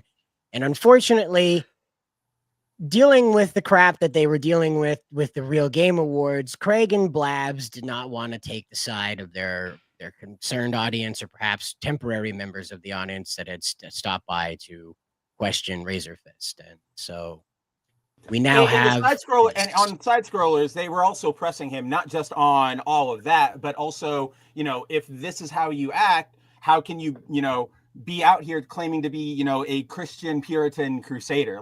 What is this weird hypocrisy? So he was getting inundated with all of these super chats. And that's the thing with, Razorfist, unfortunately, is, full disclosure, I've never been a particular fan of him or his content because I think he is what he does a lot of the thing where he goes, here's my claim, anime is stupid. It rips off everything. And if you try to disagree with him, he'll just go, nope, stupid, and ignore you. On a live stream like that with super chats, he can't ignore it. He can't run away. So you'll see, I don't know if we're going to play the video, but you can also find the super cut out there. You can see that he does not handle this, the confrontation well. All he does is start insulting the audience. He crashes out. Bless you. Bless you. Bless you. Bless you. I clicked the wrong button. I'm sorry. Yeah, I meant to click mute. I meant to click mute. I'm so sorry. No worries. No worries. It's all good. I It does answer sneezed the and question clicked of, at the same time. it does answer my question of like, do you sneeze 3 times or 1 time? I sneeze all the times. I'm a single sneezer when that happens, but you're a triple. Hey, one. we are rapidly coming up on that time of the year where everything here turns green. So that's right around. Allergies. Like, no, I just got over being sick. I can't do it again. I'll have to create an overlay that looks like pollen laying No. on. I'm very sorry to sneeze in your ears, guys. I'm so sorry. No, don't even trip. We've all done worse. So anyway, speaking of sneezing in your ears. 20 shysters. Nethel King says, hard disagree on Razor. We take issue with Melanie's conduct and hypocrisy, characterizing it as filling. So look, he's already pissed off. Look at him. He's got his eyebrow twinged up. He's got his jaw low. His nostrils are flared. He's ready to call someone the nostril flare. He's ready to call someone a buffoon. Diapers and smearing seems dishonest to me. Are there any that don't come from E-drama dog shit merchants? Any? Yeah. Like, oh, great. Yeah, let's attack the audience. Just actual, like, yeah. So, this kind of, he's not taking it well, basically. Help him. And, Well, it didn't help him. It didn't help him in the realm because what ended up coming out with Kino Casino the same night in the same instance where all this came out was that Razor Fist is not a man of faith from the crib. Okay. He spent a lot of his youth not liking the church, and having vocal opinions about that. And then around 2015, 2016, not necessarily on the heels of Trump, but perhaps just simply the zeitgeist shifting, he decided to find his way into Christ. And so thus we find his way into this whole situation. Now, again, this is all alleged, right? I just want to stress that this is alleged. I am not trying to defame the man. I am simply putting through what has come through with Kino Casino. Yeah. I'm showing you his reaction to being questioned and called out for his reactions for that information. So one thing that you're going to notice here as a thread with all of these people is that it wasn't even just the fact that they took an opposite position of the majority of gamers, because I mean I tend to do that a lot too, but it was the fact that every single person who held this opposite position didn't just do it of, well, here's my position on this whole thing and this is why I don't agree with it. It was something with interline with being hostile towards the people who were for it, and that's why the hostility has been given back time and time again, because essentially it's not just, hey, look, this is not something that I would want to play. I don't really feel comfortable playing this type of game, whatever the case may be. It's, oh, you like this type of game? You must be a freaking weirdo. Right. Remember, all of this started, we all have our preferences, right? Like whether it's like, oh, I like the guys the guys in Nerdigans were talking about earlier. Oh, they don't like that Gundam design, but they like this one, right? Everybody's got a preference. There's nothing wrong with that. But this is one of the big threads you're also going to see, Jacob, to steal your phrase, which is like, oh crap, what was I going to say? I totally lost my train you were of thought. going to put over something that I said, then you just forgot to do it. So there we go. Don't you love when I'm like, oh yeah, dude, I'm totally going to boost you up. I'm totally going to you're going to look great. And then I just go. Here's the commonality that we see is the people that are attacking like anime, for example, they usually have skeletons in their closets, like whether it be furries or whether they be actual pedos, which we've seen time and time and again, or maybe even a combination of the two. There's always some form of projection. 100, and that's exactly it. That's why the term woke right has become such a thing, because it is, you see this all the time with sort of anybody who takes a super hyper vocal stance against something all the time and needs you to know for sure that this is how they feel. They probably are just trying to deflect. For example, we very often see it with people who go, I want to protect kids. Kill the pedophiles, do all this, yada, yada, yada. And then what happens 3 months later, we find out, oh, you diddled a kid. So all that, like, you're completely right, Nerdigans, in that if you ever see somebody who's out there just like, again, it's not like Jacob said, they weren't just saying, oh, I don't want to do it. It was, I need you all to know that I don't want to do it and you can't do it either. And they are using a lot of the same word games as, the woke people, because one of the things they do, or like what the neo leftists do, and now what the woke right is doing is like they'll say something, and then when you connect the dots, because we are all intelligent human beings and we can follow conversations, they go, "Oh, I didn't say those exact words." Well, you're off base. For example, a lot of what you guys have probably seen out there, from the people on Razor or Melanie or JDA or Trent's side, is, oh, Melanie never said that she wanted to ban this. Can you show me where she wanted to ban this? And yes, she never said, I want to ban video games. But she makes these statements where she goes, this game is pornography. Pornography is bad. We need to ban all pornography. Okay, then. Ergo, you want to ban those video games. No, I don't. I never said that. Yes, you never said those exact words, but we all know it. And because if they can't defend their own stance and say, this is just how I want to do it, so they have to resort to a lot of these disingenuous word games. And it's called talking out of both sides of your mouth. And I'm very, very used to this when I'm dealing with people in the Calvinist crowd, because you'll hear them say over and over again, it's like, well, works can't save you. You're not saved by works. However, it does prove that you're saved. That's basically the equivalent of me saying that, monopoly money doesn't make you rich, but it does, like, what it makes you feel rich. Exactly. I don't know. You can't buy a Jaguar with monopoly money, but monopoly money is proof that you're rich. It's like that. No, that's not how it works. Exactly. Yeah. So we do have an update, fellas. According to Zero Dozer here, a week later, people asked Craig on Super Chats if Razor was going to come back, and Craig lied that Razor decided to part ways on his other works and did the same with FNT. So, did Razor claim that? How do we know that was a lie? What Craig said was they had decided to amicably part ways. And that Zero Dozer is saying that that's a lie rather than he was don't come back. But I was trying to figure out who the lie was on. Was that Craig that claimed that and it wasn't true, or was that Razor's? Like who? No, it was. I think Zero is implying that. I think that's Zero's read of this. He's giving his opinion. He's saying Craig said that, but I don't believe it. Is I think what Zero's getting at. Set the crowd and got mogged instead. So that's that. Yeah. So Zero Dozer says Razor Fist came lying about me. Oh no, it was Kern. He's talking about Mark Kern. Sorry, my bad. We got her mixed up. Yeah, the Razor Fist part. Yeah, the Razor Fist part. Yeah. So nobody on the chat brought it when Craig said it. I see. That's why nobody bought it. I'm seeing what you're saying. Right. So they could tell that Craig was like, this is the official statement from the Side Scrollers LLC.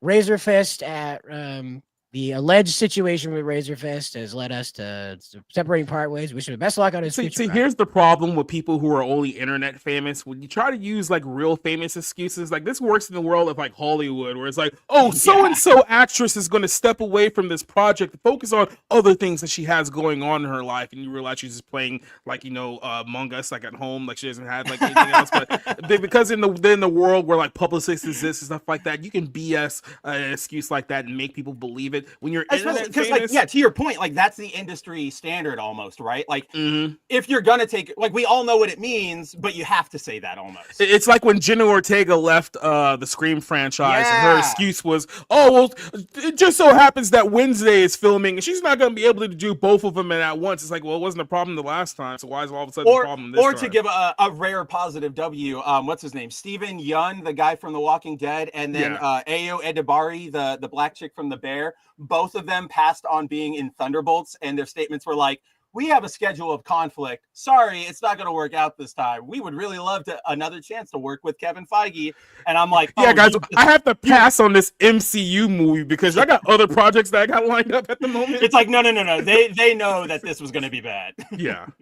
Go ahead. So, Bowsette says Craig is full of it. And I just want to say, a lot of the guys in the fellowship run their channels a bit like a corporate channel, for better or for worse. Yeah. They are invested in the preservation of the brand that they are investing their lives into. I mean, I have a different opinion about what we do here at Bounding. I believe in the mission of Bounding, not that Craig doesn't believe in the mission of Side Scrollers, but I'm here on behalf of Bounding. I'm not here on behalf of Cider. I'm here because I believe in Bounding's mission, and that's why I'm lending my talent and time to this. Craig is the creator and provider and the rock of Side Scrollers, so his investment in it leads him to wanting to be more smooth edge, like Jonathan Majors' group was when they announced that Jonathan Majors would be working on other projects, independent of Disney going forward. And that's what these guys do. Now, I personally kind of get tired of it. It has that plastic cheese feel to me every now and then, where you can smell the corporate attitude, and I don't know. It's just me. I'm not trying to discourage you from having anything to do with them, but it's just me. I agree with you, Cider, because I think, to me, the way I read it is not it's not specifically corporate, but it's, a lot of these channels, a lot of the people in our sphere will put themselves forward as like, I disagree with what the mainstream does. I don't like, we need to call out all of these agitators. We need to do this. We need to be honest. And then the second it comes down to somebody on quote unquote their side or our side, now it's time to play with kid gloves. Now it's time to, be nice. And it's like, well, you just got mad at everybody else for doing that. Where's sort of the integrity here? Like, I get it, but it's one of those ones where it's like, I get it. You want your channel to persevere, but I also, like Cider said, I think it sort of undercuts your mission a little bit.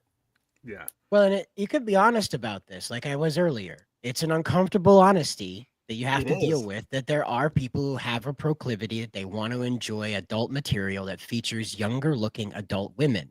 That is perfectly legal in the West. These are adult women that have an appearance of a woman that is not adult, and people pay money to interact with that. That is legal in the US. Do I like that? No. Do I want it in my home? No.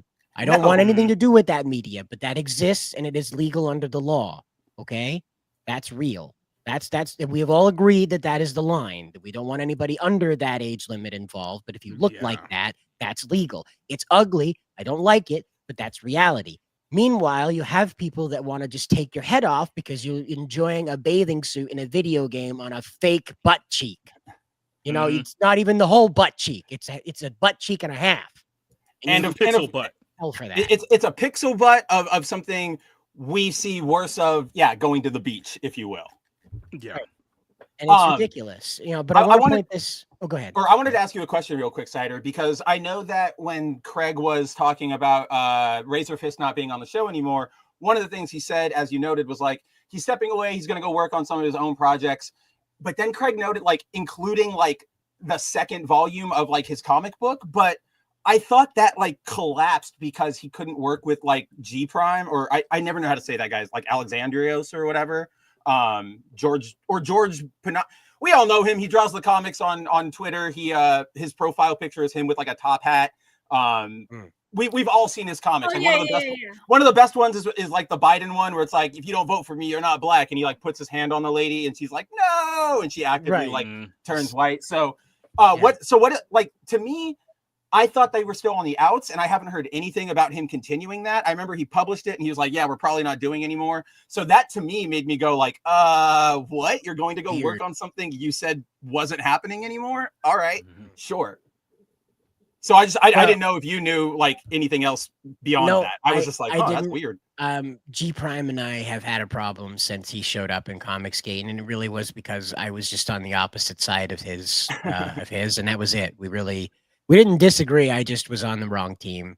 That's all, But Hey, It's Me and HD brings this up, and he says, it's funny that the first turn on each other. Well, this is the interesting turn that Goonergate has taken over the weekend after the Kino Casino video. Casino. Yeah, these guys. There's a conspiracy going around. You may not believe it if you don't want to, but there's a conspiracy going around that these four, this being Quartering, Razor Fist, Melanie Mack, and John De La Rose, have taken a Tim Pool style deal to bust up the unity of the MAGA right in order to prevent the MAGA right from cementing into the new popular culture of America. So blasting it apart through the morality of Christianity is what the conspiracy going around suggests. Do I believe it? No.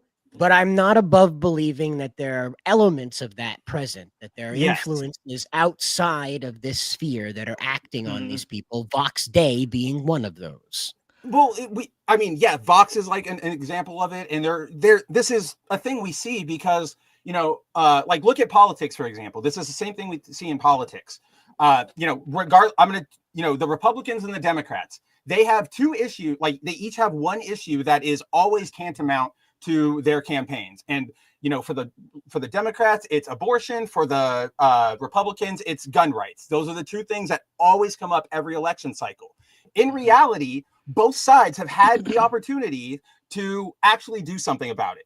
Regardless of how you feel on each item, the Democrats have had the way to cement abortion rights, and the Republicans have had the power to go, no, we have the Second Amendment. Either side could have done something about this a long time ago. They've just opted not to.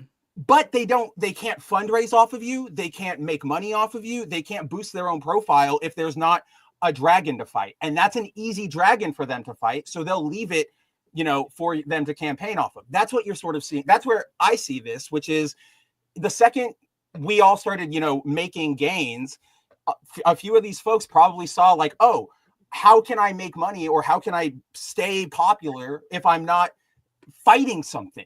Okay, let's start a fight. That's why you see a lot of the victim playing, right? Oh, ban porn. Let's start a riot. Cancel mob's coming after me. It's like, no, there's no where's this cancel mob?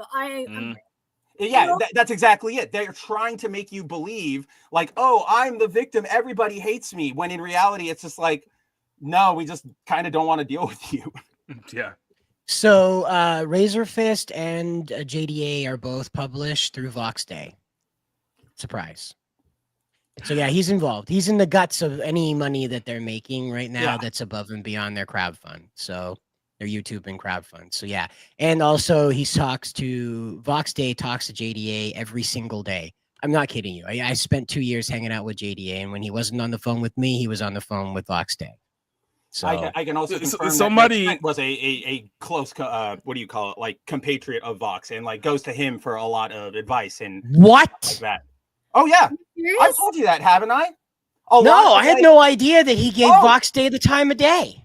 Oh, dude, we don't use it anymore. We don't use it anymore mainly because it was a waste of our time and we weren't really getting traffic off of it. But our Gab account, right? It only follows 2 people, and it's JDA and it's Vox. John cites Goonsday. Search Goonsday on the Bounding Archives. You see him cited a lot. Mr. I like Anders Breivik, Mr. exterminate all the Jews, Goonsday. It was one of the things really early on where I was oh, that's weird. I don't know if that's a good turn, but hey, whatever. But then obviously we saw where it was. Can somebody in the chat answer this question? Because I've heard it, I haven't heard it confirmed. Is Razor Fist part of the Orthodox Church, which is basically the Catholic offshoot? No. Is he part of that church, or is he? No, he's Catholic. So he professes to be Catholic. Yeah. But is he Roman Catholic, or is he Orthodox Catholic? That's kind of what I was getting. I think he's Hollywood Catholic. I was going to say, does he even know? Well, that's just it. No, he went around to another church recently. And he's Lutheran. Okay, he's a Lutheran. All right. So, all right. I mean that's basically what does that mean, Jacob? That's basically Catholic light. Even when you really think about it, it's just how close can we get to Roman Catholicism without a pope? And that's pretty much where you get with is that? Do they do the saints and everything, or is that where they stop short too? Some of them do. Like I said, some of those hardcore Lutheran churches, like I said, it feels like the only thing they really rejected from the Roman Catholic Church was just the authority of the Pope when it comes down to it, and that's kind of it. That's why I was asking if he was Orthodox. It's Orthodox is basically Catholic, except for they don't go by the Pope per se, but they have their own group of church leaders that kind of act in the same way that the papacy does. So I was asking that because it's you're noticing a trend here with all the daughters of the harlot. If you guys have listened to my Sunday night show, you're starting to see all the daughters start forming together as if exactly what Revelation 17 was going to say is going to happen. We'll get that another time. Is there I love this, and it's not a bad thing, but it's you bring up Revelation 17 every time that I'm starting to feel like it's your catchphrase, that's how you'll sign off. All right, everybody, see you. Check out Society Reviews on Tuesday nights. Revelation 17. See you next week. I mean, like I said, I just keep pointing. It's oh, there we go again. It's almost as if, hey, look, I didn't write the book. The book was written 2,000 years ago. No, that's what I mean. It's not on you. Right. And so you know, Razor Fist again. He went around to another church recently, and there was a lady preacher, and he wrote in the donation page that he quoted the Bible where it says women can't preach, and put that in the donation pool pot. And you know, again, that's so gay. Like, there's literally no other way to like talk about this. Like, sure, I know Jacob like disagrees with a lot of like the Catholic teachings and stuff, but he's not going to be stupid. Like, he's not going to waste his time and go to a Catholic church and write like a sneery comment that one person will see and go like, oh, okay, edgelord, right? Like what is the point? All you're doing is like, aren't I great? And it's like, no, you're right. 12. Rather than exposing the church and doing anything explaining, helpful, well, explaining that this is not a church that, you know, isn't in line with his, you know, teachings, faith, the way that he's practicing his faith, and to use that as a conversation piece about why faith is off the rails. He instead scribbles a little note and walks out laughing to himself like a teenager and decides to brag about it on stream rather than make a video explaining the logic behind that. And this, again, is another massive lapse in what we understand about Razor Fist to be. It's almost like he's been playing a role and he's reached a point where he's just exhausted and is acting out in these strange little ways here and there to keep things fresh because he's bored of the character. Allegedly. I mean, I could believe it, because one of the things that really gets me is that he takes such a hard, like, now I'm godly. Now we need to be, you know, about purity and things that are good for the soul. And yet his entire brand has been built on like heavy dark metal, which, like, yes, is not inherently satanic, but I dare you to go to any church and be like, hey, do you like this Burzum album? And they'll probably be like, you should, you know what? We also have a class on Wednesday nights and Tuesday nights and Thursday nights and Friday nights. You should probably come to them. But that's the thing, though, too, because you can also look at it from this perspective. We're talking about in the context of like a video game where it's like, I can't support something that's, you know, so degenerate and sexualized and all this other stuff. And that's the hill that they stay away from. That's where they're putting their foot down and be like, this is the hill that I'm going to die on right here. But you mentioned it yourself, like heavy metal, if you really want to talk about things that are demonic and satanic, I'm not saying all the music is, but there certainly is undertones. And let's be honest, a lot of the musicians from that genre are inspired by people like Anton LaVey and other well-known people who are actually legitimately part of the Church of Satan. So you can make a stronger argument that it is more prevalent in the music than it is in the video games that they're lambasting, but they won't make that connection themselves, which makes them seem more hypocritical, where it's like, well, how can you give a pass to like Ozzy Osbourne of all things, but somehow the First Descendant is where you draw the line? It's like, this is what I'm talking about. Like, these type of issues are not the hill to die on. It's like, I know there's some people out there that think that like porn is like the only real sin that you can commit out there, and as long as you stay away from porn and like the LGBTQ community, like somehow you're fine. It's like, guys, like there's a whole course of sins that are in the Bible. I mean, if you really want to be hardcore about this, like some of these people claim to be, they can talk about a whole bunch of other stuff that you guys are championing as well. Exactly. It's completely selective. Well, I was about to say what Alpha Omega was saying is like, this at times it feels like it's just a xenophobic kind of thing.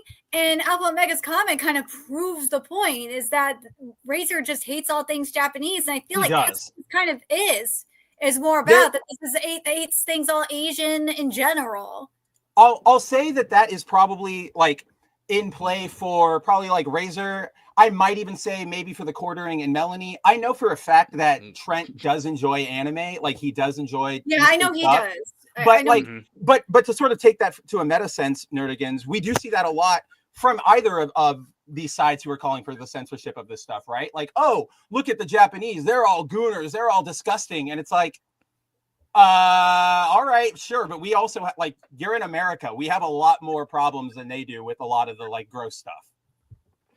Like there's a guy who I listen to a lot. His name's Spencer Smith. Some of you guys may have heard him on YouTube, and he's like one of these like hardcore. You would call him a hardcore Baptist because he basically says that almost everything's from the devil, right? And you can, and I know that kind of turns like some people off, but here's what I say: guys like him, that feels more genuine. But that's the thing though, because it's like he is being genuine, but also with him, it's like he's more consistent with his views, because it's not like, oh, he thinks, oh, this stuff stuff is bad, but he gives like a little passes to like this stuff. Though he'll say that wholesale, like all of this is like bad, and he doesn't want to be a part of all of it, right? Which is like at least he's standing stronger with his convictions than some of the other people who they only want to condemn some of the stuff, but they don't want to turn against the culture altogether. They don't want to turn against the world altogether because a lot of their revenue derives of being kind of in this entertainment culture war. So it's like they'll essentially just pick and choose like what's the line and what's not the line. It's like, oh, I won't give too much attention to this, but this stuff, this is we can all come together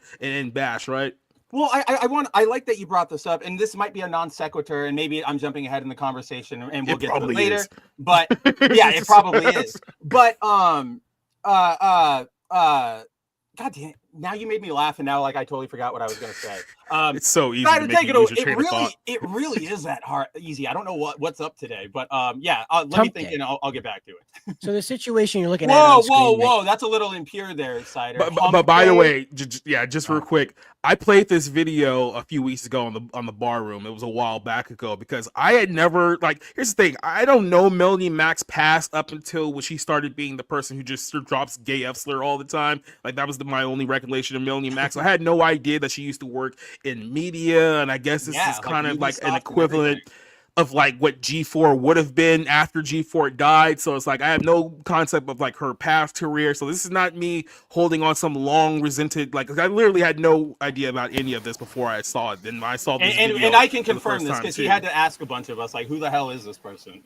Yeah. Well, I didn't realize that was Melanie Mack. I worked at GameStop for like 2 years, so like was this like this was like on the TV the entire time, right? Yeah, so like I didn't realize that was her until I saw this footage. I was like, oh. So and you're like, I've seen her forever. Yeah. Yeah, this is like back in 2008. From 2008 to 2010, I believe. That's when I worked at GameStop. That's when you worked there. That sounds about right for the timeline too.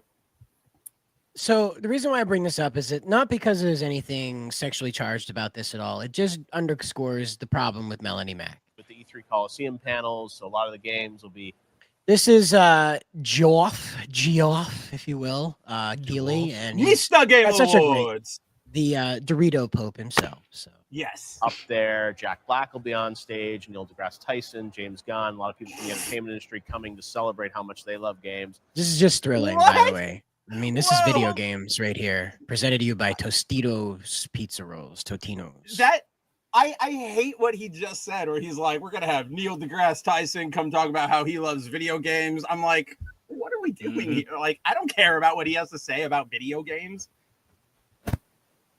But yeah, like the last person. Days. It has. It's been so much fun, though. It's been super fun having you here. Thank you. And of course, everyone can subscribe to your channel, right? On YouTube, how do we find? This is an adult woman. Oh, okay. Just look me up, Melanie Mack, on YouTube and all the things. Just that.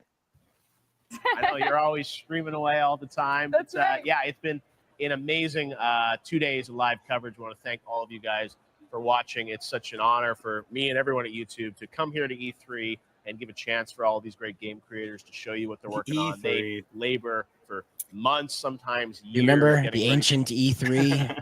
Gone forever, never to return. The ancient rituals.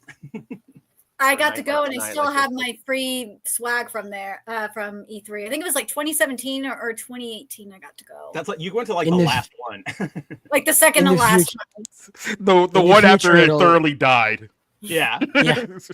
In the future, it'll all be misconstrued, and it'll be like the gamer Woodstock is what these were, and it'll be like, oh my god, yeah, for some horrible incident. Do you guys remember CES? Remember when that was a thing? I do. It was like 20 years ago, and basically it was like a place where it's like all these like companies came up with these like prototypes for gadgets that never actually got made, but it was cool to see like that this, at the time. We just had CES like in Vegas. Yeah, they say it was in Vegas. We still have it, but here's the problem: is that we've gotten, and this is just we'll get back to the topic, but like technology's gotten to a point where all the gains we make are so incremental. So where it used to be like last year, we showed you a 20-inch like flat screen. Here's a 60-inch flat screen with better colors. Now it's like, oh, we put one extra pixel on here.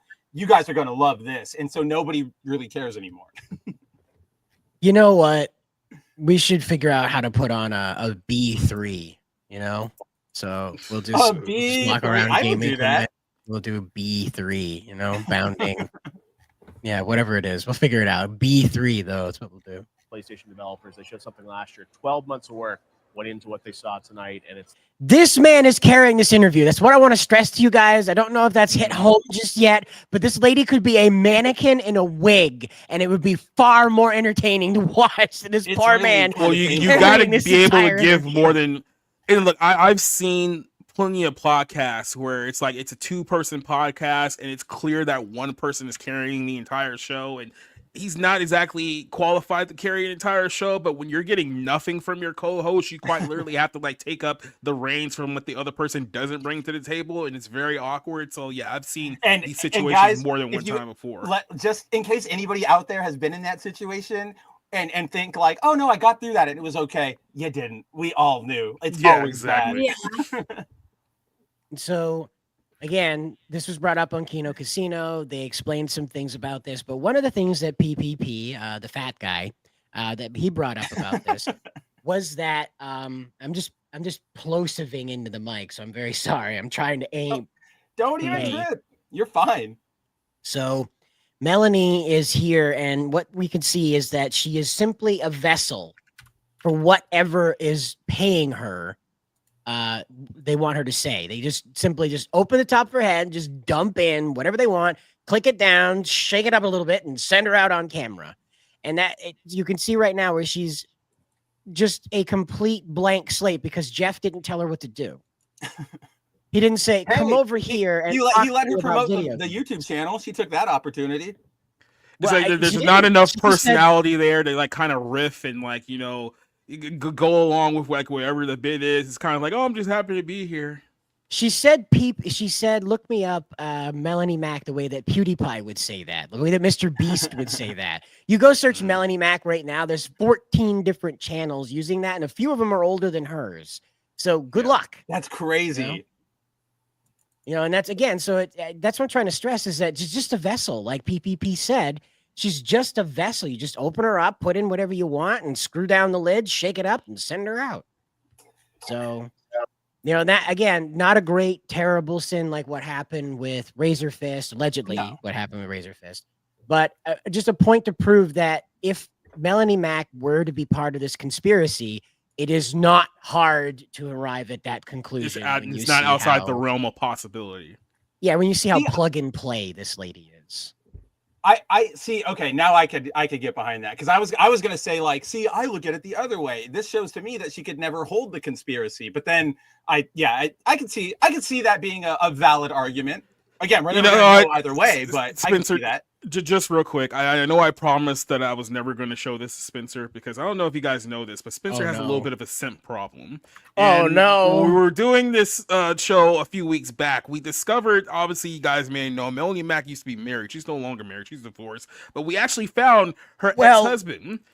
And it turns out that her ex-husband is almost as if Spencer had a twin brother that we don't know about. It's so weird. A very gay twin brother. Yeah. So it's like Jacob sent this to me and I literally had to like sit there. Like I saw it at first and I was like, is that me? What the hell? Like where'd that picture come Cider from? Is Melanie Mac your sister-in-law? I asked him that. I was like, did Cider give that? Like, what did Cider do? And he was like, nope. This is real. Well, was Melanie Mac your sister-in-law at one point? You just didn't tell us. Is that why you're defending her? Is that what's going on here? I mean, that actually is me. There are only 3 Asian people, so I had to play that role that day. No, like this is great, Spencer. So you faked the whole thing with the guy, then faked your death, changed your name, became an understudy to John Delarose, then became the EIC just to have this moment to smile all over her under another identity on our highly suppressed channel, right? This was my master stroke all along. Yeah, this is why we didn't want to show this picture to Spencer, because it's like if he ever saw this, he would realize that he would have a shot with Melanie Mac now, and his entire demeanor would change and just ruin his whole life. It's the desync. You're gonna see me under I'll be replying under everything now. You'll see me. It's that desync from that show where they become different people when they go to work there. The one that got super popular. Oh yeah. That's the one with I know Synchronize or something. Yeah, something like that. Corporate Yeah, Zone or something. I don't know. One of those like 500 shows on Apple TV that everybody loves and I've never heard of. Right. You can't find 10 minutes to watch it. So yeah. Speaking of not having the story. I was like, just real quick before you move on. The story that I heard is that apparently they got divorced because her husband was cheating with other dudes, which probably explains a lot. Jacob, that would explain a lot. The problem is when you say other dudes, that there was multiple. Well, no, I have to remember that PPP's nickname for Melanie is Melanie Flat. Oh. Boom. So when you say other guys, I go, well, she doesn't have kids. So, maybe. We were talking about people who look like other things earlier. So. Oh, wow. Now, all I can think of is that Shaq meme. It's like, I apologize. I wasn't familiar with your game. Yeah. I was carry on. I'll see you later. Carry on, bro. But yeah. Spencer will play the Netflix documentary. Yes. I'm gonna be the come on. recreation actor. Yes. Melody Mac's not getting a Netflix document. That thing is going to be on Tubi. Tubo exclusive. No, that'll be the comeback for Content Cop for iDubbbz after he divorces Anissa. He'll come back with doing the expose on all of them with Content Cop. That quite possibly the only person who would like do an expose on them and make them more popular. Like if I saw iDubbbz do an expose on them, I would go over to their side. Before we move into probably the most hilarious part of this whole thing, we have Reviewal Arvida here with $5 Australian.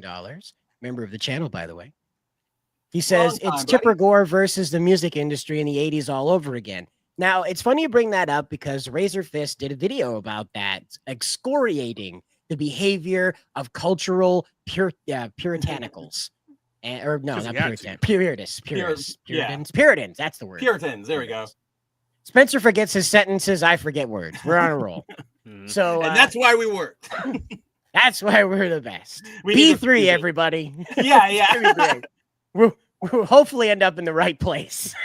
It'll just be like me and Cider dropping like mid conversation, and then Nerdigans and Jacob behind us being like, "Well, now we'll do the real interview. Now we'll tell you the real thing that's going on." Like all those awkward pauses at Star Wars Celebration where they thought the camera cut away from them and it didn't. And it wasn't even like twice. It was like the entire over event. and over again. Like whoever was in charge of doing the 3, 2, 1. And then you do that side eye stare at the camera like it's gonna go away from you, but it just doesn't. Yeah, you're like, I'm out of things to say, guys. But yeah, you're absolutely right that it is just like that. And unfortunately, for whatever reason, the people we thought would be in opposition to this attitude, who have been, especially around Stellar Blade, they were suddenly in like favor of Tipper Gore's attitude, Yeah. Mm-hmm. Well, I think it's funny that the whole thing started over a Prince video in like the mid 1980s, and that's kind of what started the whole like lead to parental advisory and whatnot. And it's like, man, if you guys had just waited, NWA was like literally 3 years around the corner. It's like we really wanted. I was just about to say, like, it's funny to look back on it now because that was one of the big ones. Was like NWA, everybody was freaking out, especially over F the Police. And now you get that song in like Are We There Yet movies, right? And it's like, wow, we didn't need to go through any of that. I just had this sent to me while we were live here. I saw this. I've seen so many people saying that they want this bill to happen. I've seen people like say Trump needs to ban all porn. I'm like, dude, it's not going to happen. One, it's Trump. Do you not know what this man has done? And 2, it's unconstitutional. No. Who this man has done. That's the way to say that.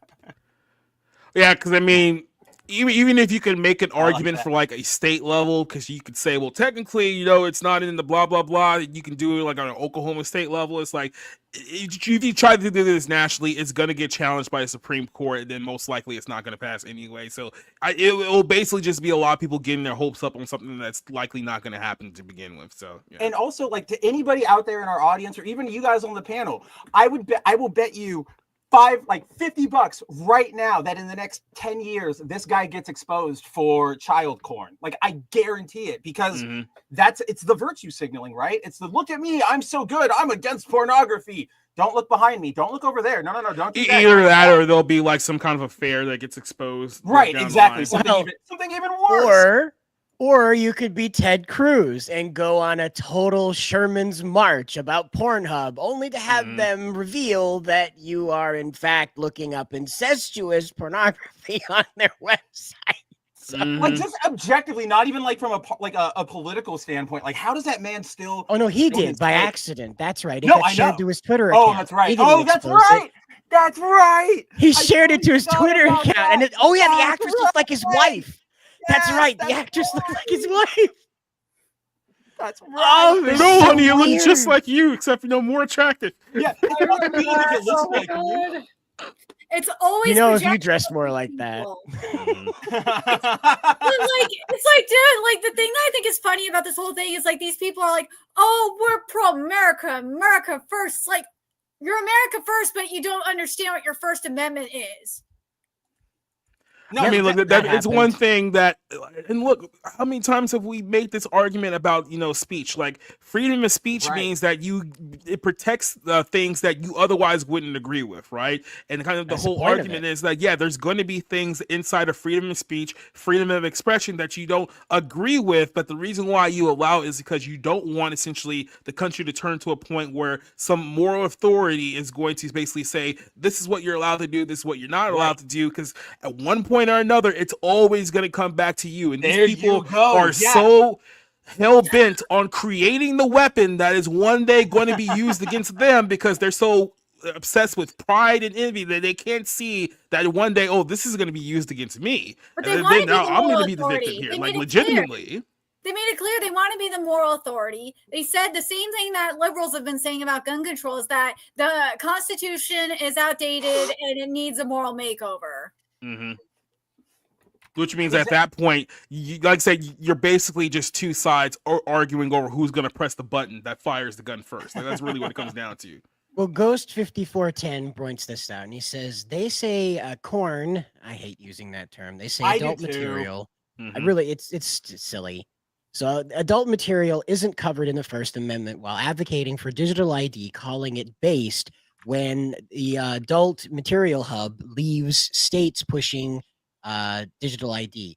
Now, what happens with this is that we come to yet another uncomfortable crossroads. Okay. Had to step away from JDA. There's quite a few of us, friend. You're not alone. You're not alone. Welcome. So, but back to what Ghost says here about digital ID. So the situation that we're finding ourselves in is, as Leslie pointed out, is that both sides want to push censorship now. They both have their reasons to do it. This busts up the unity of the right, because most of your NASCAR Americans won't tell you that when the wife has a headache, they turn to one of the websites that provide them with what they need in the moment. Okay. Yeah. These wonderful fellas that are otherwise not bad in any way, shape, or form. They're NASCAR Americans, 9 to 5 fellas, Joe Sixpack. They pay their taxes on time. They love their wife. They love their kids. A six-pack in this economy. No, I'm kidding. Yeah, right. Joe Mini Pack. Yeah, little mini beers. Or plumber's bod is what I like to call it. Plumber's bod. Joe single shot like vodka bottle. Joe Nip. Joe 40 ounce in a brown bag. 40 ounce in a brown bag. Yeah, that's a different Joe. Yeah. So anyway, what we end up arriving at is that the digital ID situation is a much huger step than it needs to be. What very simply needs to happen is the grand old filter of you have to enter your age. You don't have to put your license up there. You just enter your birthday. And 90% of the time, if you can't enter 100 years old, people who are 13 don't really calculate how old you have, how many years you have to go back to be 30 years old. They don't calculate that. They go to 1700 and make that their birth year. Look, I'm just gonna say, if you are like a young person and you don't know how to, like, if you fail the like age verification thing, because yeah, like it's the best we have without giving up all of our info to be collected and leaked later. But yeah, anybody can say, oh, I'm 40, 50 years old. If you can't do that and you actually get like gate kept by that, you need to like open the schools. That's all I'm gonna say is like open the schools. Well, you want them to get caught by it though. You want them to sit there. You want them to, but I also like it's the reality of it. We were all 11 once. They're going to go around it. Even if we weren't looking for like adult material, you know, oh, I want to look at the trailer for GTA, whatever, just pick a random day. Well, like I said, nowadays, like I said, people have found, you know, basically softcore videos on YouTube and on Twitter and on TikTok and other means and stuff like that. So it's not just, you know, people just going to Pornhub anymore and finding porn. It's like you can literally find it in other outlets that have nothing to do with pornography now, just because that's just how sexually perverse the culture has become over the course of the last few years. And that was the flip side of the age restriction that I was talking about. So you relegate that adult material there. I'm sorry, we are not going to have women wearing bikinis doing twerking dances on TikTok. Sorry, can't do that. You're gonna be behind an age wall for 18-year-olds. Yes, it is a dance where you shake your ass at the camera. The thong song was age restricted when I was growing up, and rightfully so. A 13-year-old has no business interacting with that music if it doesn't come on the radio. There's just no reason for that kid to be listening to that song. But the thong song did slap, though. I'm just gonna. It did. Sure. That's why I brought it up, though. Is that like that was something we as kids wanted to listen to, but the parents were like, "The subject matter has nothing to do with you, Pokemon card collector." All right, Yeah, exactly. Go back and play with your Beyblades, Junior. You can listen to a thong is the evolved form of tentacool, Mom. That's what Yeah, he's right. about. Thongs. Most people from our age group learned what a thong was either from Cisco or Lita from the WWE. There is no in between. Exactly. Well, actually, yeah. Either way, the situation is that the relegating of this material to the appropriate spaces is the flip side of having that age restriction. Is that when you can prove that everybody engaging with this is saying they're an adult, that's where all that needs to be. If you have to create a social media that's dedicated to adult material, then you have to do it. But what I'm telling you is that a free and open society requires everybody to understand their personal boundaries. You can't parade down the street undulating your genitals into the face of children. That's not going to be allowed. Unless you're in San Francisco. However, if you're at a strip club and some idiot brings their stupid kid in there, plunks him in there, gives him a bunch of hot wings like they're at Hooters, and has a person in a thong parade around, that's the parent's choice to subject that child to that. That is not a parade. That is not a public space. That is an adult space. It is marked as such. Every decision we're not saying possible, that's a good thing. We're not saying you should do it. No, but it's just the parents' rule. Exactly. Correct. This is a different instance is what I'm getting at. These places where this stuff happens are marked as such, and parents have to escort their children into them. Meaning you should not be running across someone twerking at a camera with Pokemon in the background, with a Pokemon song in the background on TikTok. If you find it on Pornhub, great. That's fantastic. Put her on loop. But on TikTok, that should be auto out.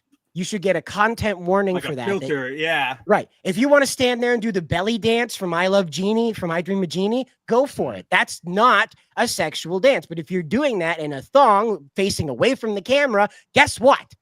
You're not doing the I Love Genie dance anymore. Now, are you?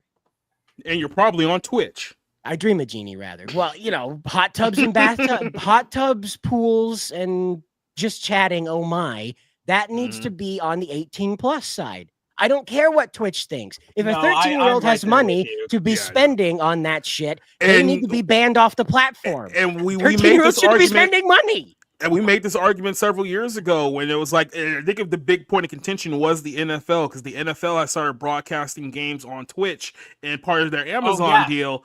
And basically they thought that, you know, Twitch is like this free program, platform that all these teenagers and kids love to use. And then you go on like the front page of Twitch and you have like, okay, it's Chiefs and Ravens. And then there's like 7 girls in thongs and bikinis with their tits out. And it's like, wait a second, what the hell is this? Are we on a porn site? Wait. No. There's 6 girls with thongs and bikini, and the 7th girl has green screen underwear on, broadcasting Fortnite onto her ass. Yeah. Look, I know they caught hell from the NFL. I will give credit to that girl. I think she won like that. Like there's no more thought streaming tech like to learn. Like she got it. Like she's queen thought. She's cornered the market. That's it. Yeah, the ultimate evolution is to become is to merge yourself with the content.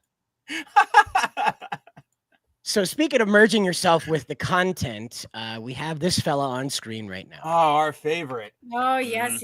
So this is John De La Rose. If you're not aware, this is his icon that he uses. I didn't want to use his real face because that's not how he advertises himself. So I wanted you to be able to identify this when you go out into the world.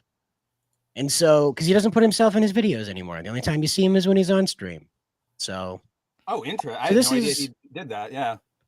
This is John De La Rose, and you know him as a provocateur. Yeah, that's probably the easiest way to encapsulate what we deal with. You know, there's a lot of facets to that, a lot of different behaviors associated with that. Chief among them is responding poorly to criticism.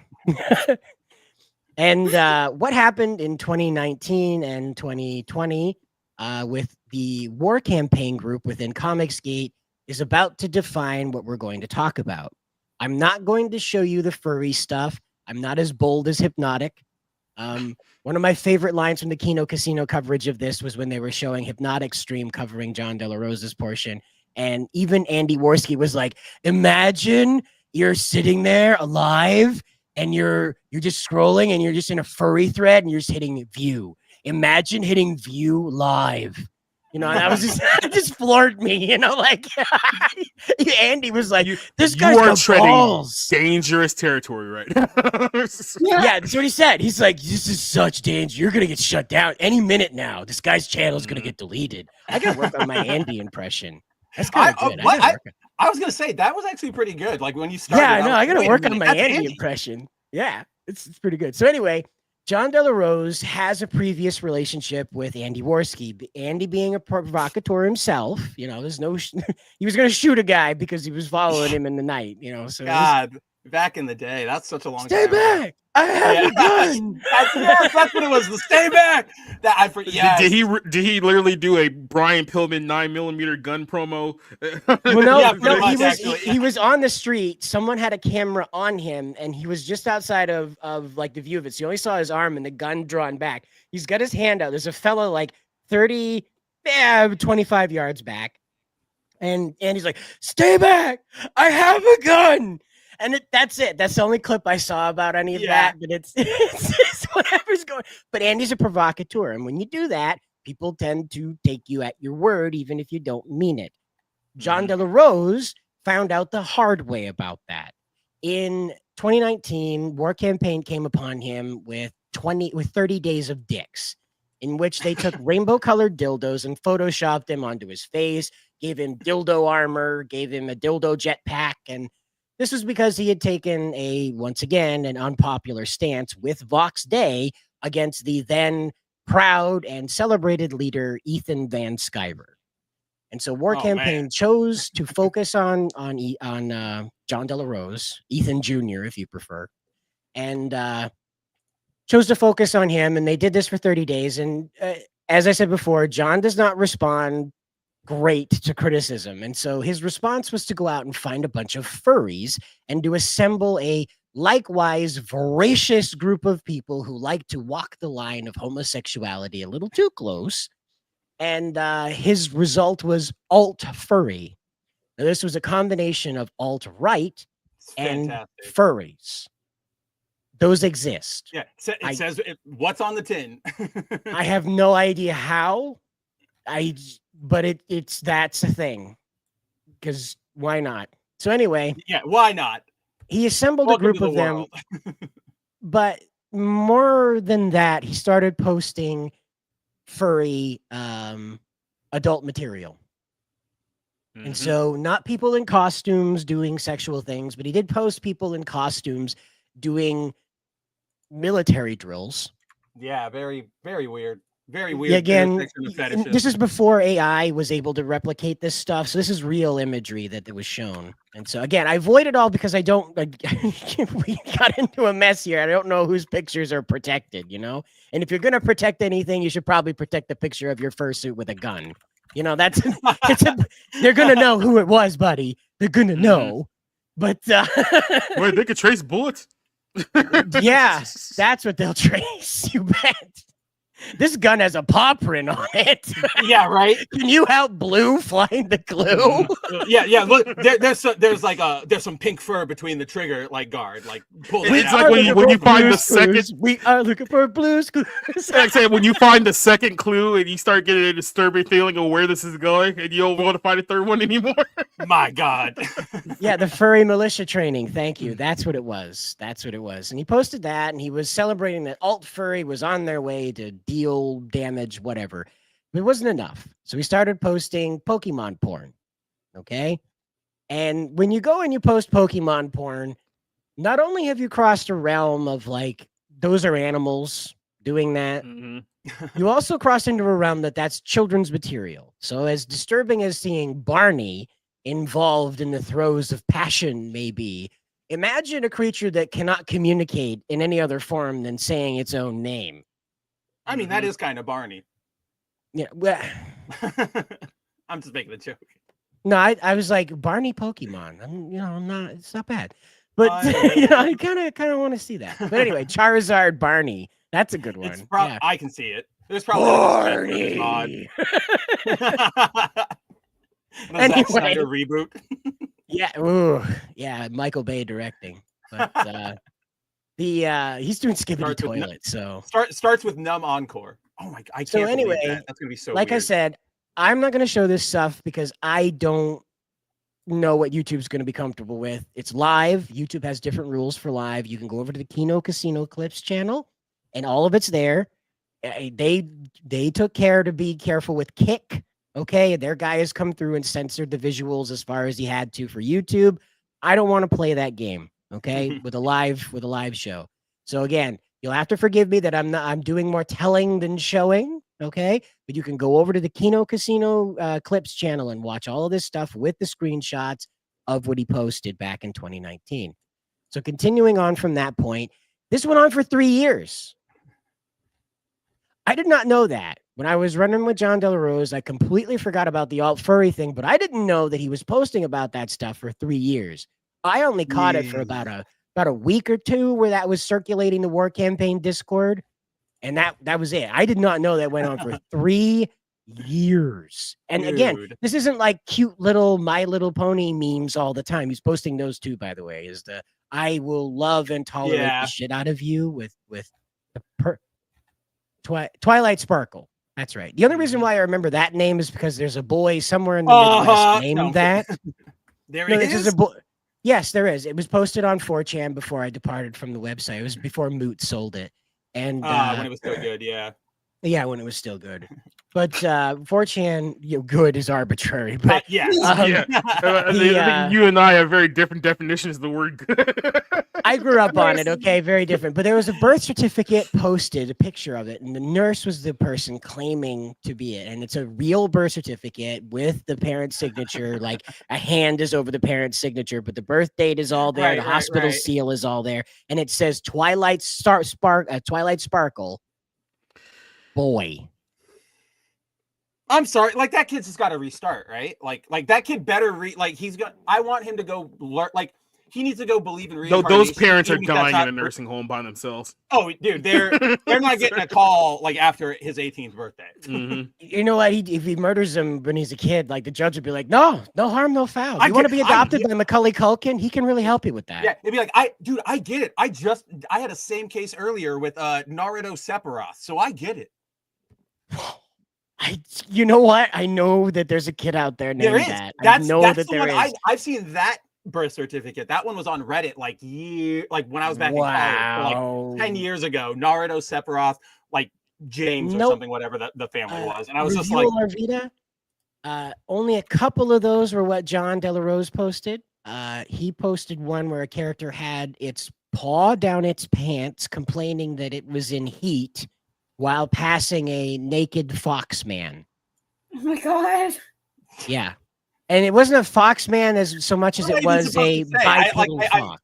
I'm at a loss for words. It's like Cider says that, and there's nothing I can add. Those words don't belong in a sentence. Yeah, exactly. You know? Those words I know, but they don't go together like that. But yet, JDA is calling for an unconstitutional nationwide poor man. Yes. You know, he'd get caught up in it. Like, well, that's just it. Is that like you end up with this pot calling the kettle black effect with him because he goes around and reply guys anybody who has a problem with his stance, whether he is directly being talked about there or he interprets that someone is sideways out of the side of their mouth talking about him.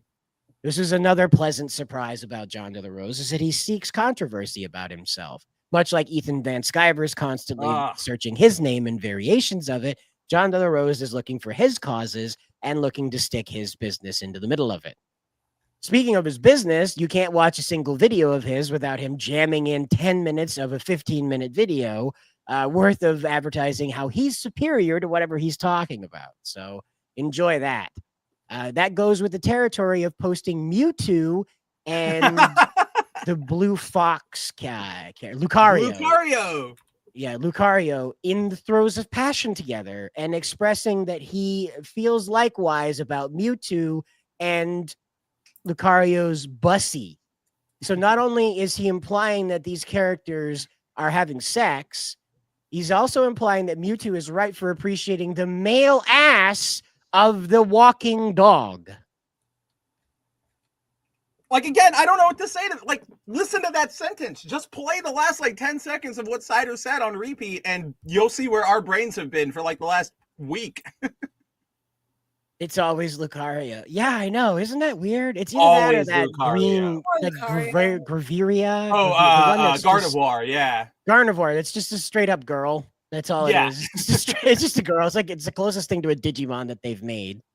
And, that when Pal World came out, you can catch humans in the Pal Sphere, and I did that once just to test it out, and I was like, huh, that's neat. And then the implications of my actions started flooding into my head, and I was like, I'm letting you go. I'm uncomfortable with what I just did. No, here you go.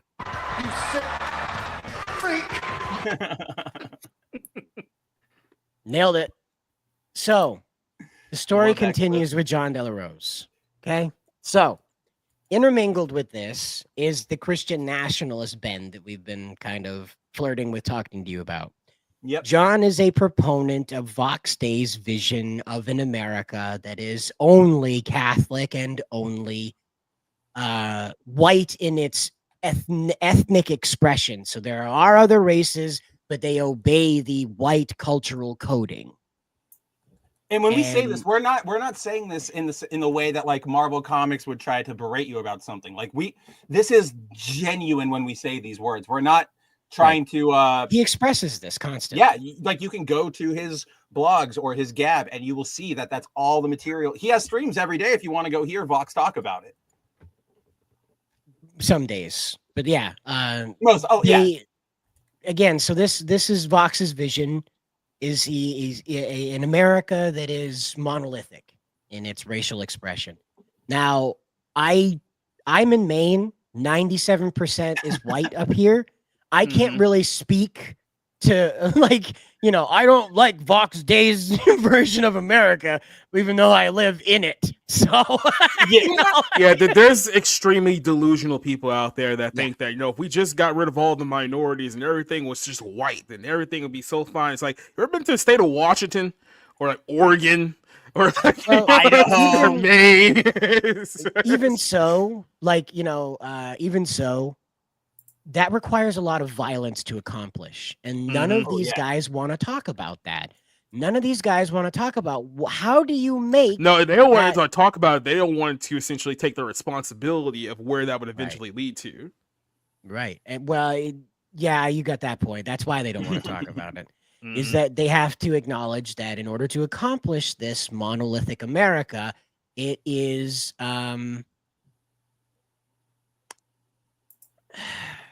it requires a civil war and a racial cleansing, an ethnic cleansing, a religious cleansing. And then whoever is left standing after that has to prove they don't like porn. And It's like what are you first we're gonna going to do? get rid of all the minorities, so all the minorities are going to go. Then there's only going to be white people. So now the white people, you have to get rid of all the gays. They have to go next. Then after all the gays are gone, then you have to get rid of all the non-Catholics. So that's like what? Everybody else. Like most of the country. Yeah, exactly. Right, and so it ends up compiling into this deranged fantasy. And so the they scream Deus Vult. They have no idea what it means, really. And that's the hardest. Isn't that one of the shirts that JDA is selling? It has Deus Vult on it. It's from he has a comic book named that. And so he just transported the logo over and a character from it. And so. Doesn't he have porn-like characters by his logic? Yeah, he has a furry character in that book, in fact, and it was presented to me as a joke. It was presented to me as a joke. It was, and she's got an ass. She's got an ass. That's an ass. That is a cat ass. Oh my god! Yeah, it's a cat girl ass, and that he was like, "Haha, it's so funny. I'm gonna piss off so many people with this." I was like, "But you want to make money, right? Okay, I guess it's just one page. Have fun." And now I'm like, "Oh, he was looking for permission from me to put that in his book." And I gave it to him thinking it was a funny haha, not a funny uh-oh. Like the writer's barely disguised fetish or whatever that meme is. Yeah. Right. And so that's the title of the book. Mr. Anime here. That's what that translates to, by the way, is God wills it, is Deus Vult. And so the problem is that that's got a furry character in it right there. And there's a pinup in the beginning. So, yeah. Well, like I don't know if you remember, but whatever his stupid current comic book is, like the main character is he advertises it with an image of her like in a very, very skimpy outfit with like her nipples defined out of her costume, her butt cheeks hanging out. Yeah. And this made me laugh so hard because I actually went on one of Leon's streams a couple months ago and I was talking about this because I was like, JDA's full of crap. He claims to be a Christian nationalist and he's against porn, but then look at his book. Like that's by his definition, that's porn. And he went on Twitter and he was like, I demand an apology. He's defaming me. Like my book is definitely Christian. And I'm just like, no, weirdo. Yeah, like shut up. Again, like it's rules for thee, not for me. This is the attitude all of them have, is that I will do as I please, but you can't do that because that's bad and wrong, and you're not perfect and wonderful like I am. And so, like what you're going to learn though too is that what you said about JDA looking for permission, that's what a lot of them are, right? Like they're looking for validation. They're looking for validation for. There's two mindsets, right? They're looking for validation for their already like, I think this way. I just want to be validated, so they'll go to Christianity because it says, no gay people or whatever. And they go, cool, that's what I want. Like, I wanted to hear that. Like I said, and my point of contention has always been, it's not Christianity, it's Catholicism. And it's not even Catholicism. It's their somehow warped view of Catholicism because the whole thing for them is like submit to Rome, right? And it's like, I don't think you understand the ramifications of the United States of America submitting itself to Roman papacy. I don't think you guys understand the founding of this country because believe it or not, there was founders and then back in the day before the days of 1776 that fought very much against that thing. Like we were you could almost define like our founding as like anti-Catholic. Like the whole basis of freedom of religion is so that people can freely have their faith, that they didn't have to submit to another authority outside of themselves. Like that's quite literally how we got here in the first place. Because I don't know if you guys know this, a lot of people died for opposing Rome. A lot of people. No, but it is that deference to like an authority that a lot of them are craving. Because the other aspect is like, a lot of them are very insecure and they don't know how to either be confident in their own beliefs or defend their own beliefs. So they have to go, well, if I follow Jesus is perfect.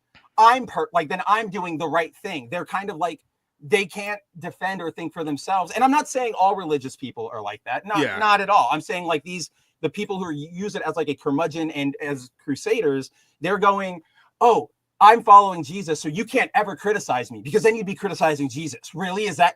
And you do see that a lot from like JDA or Trent going, I just, one of the best ones was Hypnotic. Hypnotic, was talking to John, and Trent was, freaking out on him about pornography, and Trent tried to, or he, Hypnotic called him out and was like, well, if you're a Catholic, you probably engage with a bunch of different services that support something you don't believe in. So, maybe clean your own house. And John tried to, there's a Catholic doctrine, I guess, or at least a Catholic way of thinking that's like, you can't concern your, it's not the catechism. I think maybe it's like an aspect of it, but it's basically like, there's more than one, but I'm just, yeah. But it's basically saying like, yes, Catholics don't get caught up in that, because you are going to inevitably support something that disagrees with you. And Hypnotic was like, that sounds like a cop-out. I think that sounds pretty stupid.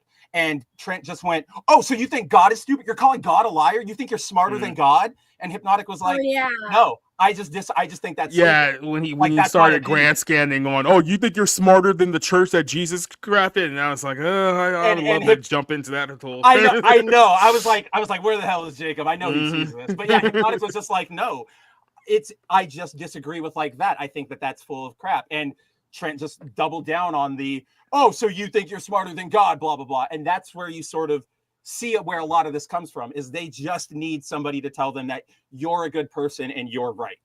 Mm-hmm. Like for example, there's a lot of stuff here that, we we enjoy things here that might be really, really, really, really bad. Like basically everything Nerdigans enjoys. Yeah, exactly. Everything Nerdigans enjoys is terrible. But for example, like actually using Nerdigans, like Nerdigans likes Boruto, right? Not a lot of people like Boruto. That may be even worse. I know this is a completely different controversy that we're trying to get her canceled for. But like Nerdigans likes Boruto, but she also recognizes like, yeah, it's not that popular and there are problems with it, but I still like it. And she's confident and okay enough to be like, yeah, I like it. Oh yeah, I know I'm going against the grain, but oh well. These guys, I go against the grain a lot of things, though. Like but the thing is, a lot of Boruto fans recognize. Well, the majority of the fandom recognizes that the manga is separate from the anime. It's like the anime is. We don't recognize that. That is. It's like the Dragon Ball GT. You don't go here. We don't. It doesn't go here. Here's the fundamental problem with all of these people, and for the sake of this argument, I'm going to leave Razorfist in this group, given what we learned earlier tonight. Yeah. And for the time being, I'm going to leave Melanie Mack out of this group. I'm giving her the benefit of the doubt, but we need much, the fantasy football thing where you like that's what we need right now. Yeah. So we've got like 4 of them, and you see like Jacob take out Melanie and put with in the third pick of the NFL. It's one of those type of things. But no, so with the third pick of the Catholic draft, we take Shady. Yeah, right. That'd be worse than Bartman. Look, I'm a Chicago sports fan. I only know how to do bad drafts. Oh man, that's capable. Anyway, so. Well, here's the thing that I've noticed with this group of people, right? And first of all, the one thing that bothers me the most about all this, it's not just their dumb opinions on like, boobs and butts and video games. Because at the end of the day, if I'm being completely honest with you, I really don't care when it comes to like stuff like that. But who cares about their opinion about the first descendant, right? In the grand scheme of things, it doesn't matter. What bothers me is that these people, these gathering of chuckle fucks here, are all coming together under the guise that we're Christian conservative culture warriors and we represent Christ and we tell everyone that Christ is king. We have Christ is king and Christ is Lord in our Twitter bio. So everyone is looking at them as, especially non-believers. Let's be very clear about this. People who are not believers in Christ, they have no concept of Christianity or the teachings of Jesus or any of this stuff. The only representation they see of quote unquote of Christ are these people who are beating their drums that somehow they represent God, they represent the church, and they represent Christ themselves. So a lot of these people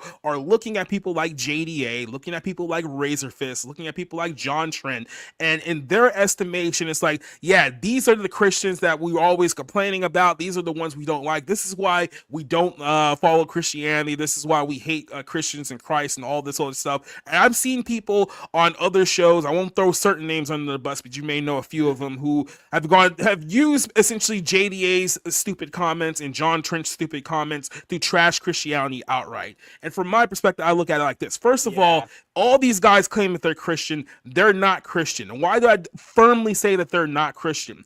None of these people actually believe in the gospel of Christ that they all claim, that they all sit there and like say, Christ is Lord, Christ is this, all this stuff. They don't actually believe in his death, burial, and resurrection for the remission of their sins. They fundamentally don't, because they all align themselves with Rome. And if you guys checked out my show on Sunday, I went into very, very great detail about the Roman Catholic path of salvation. It is not the salvation that is in the Bible, right?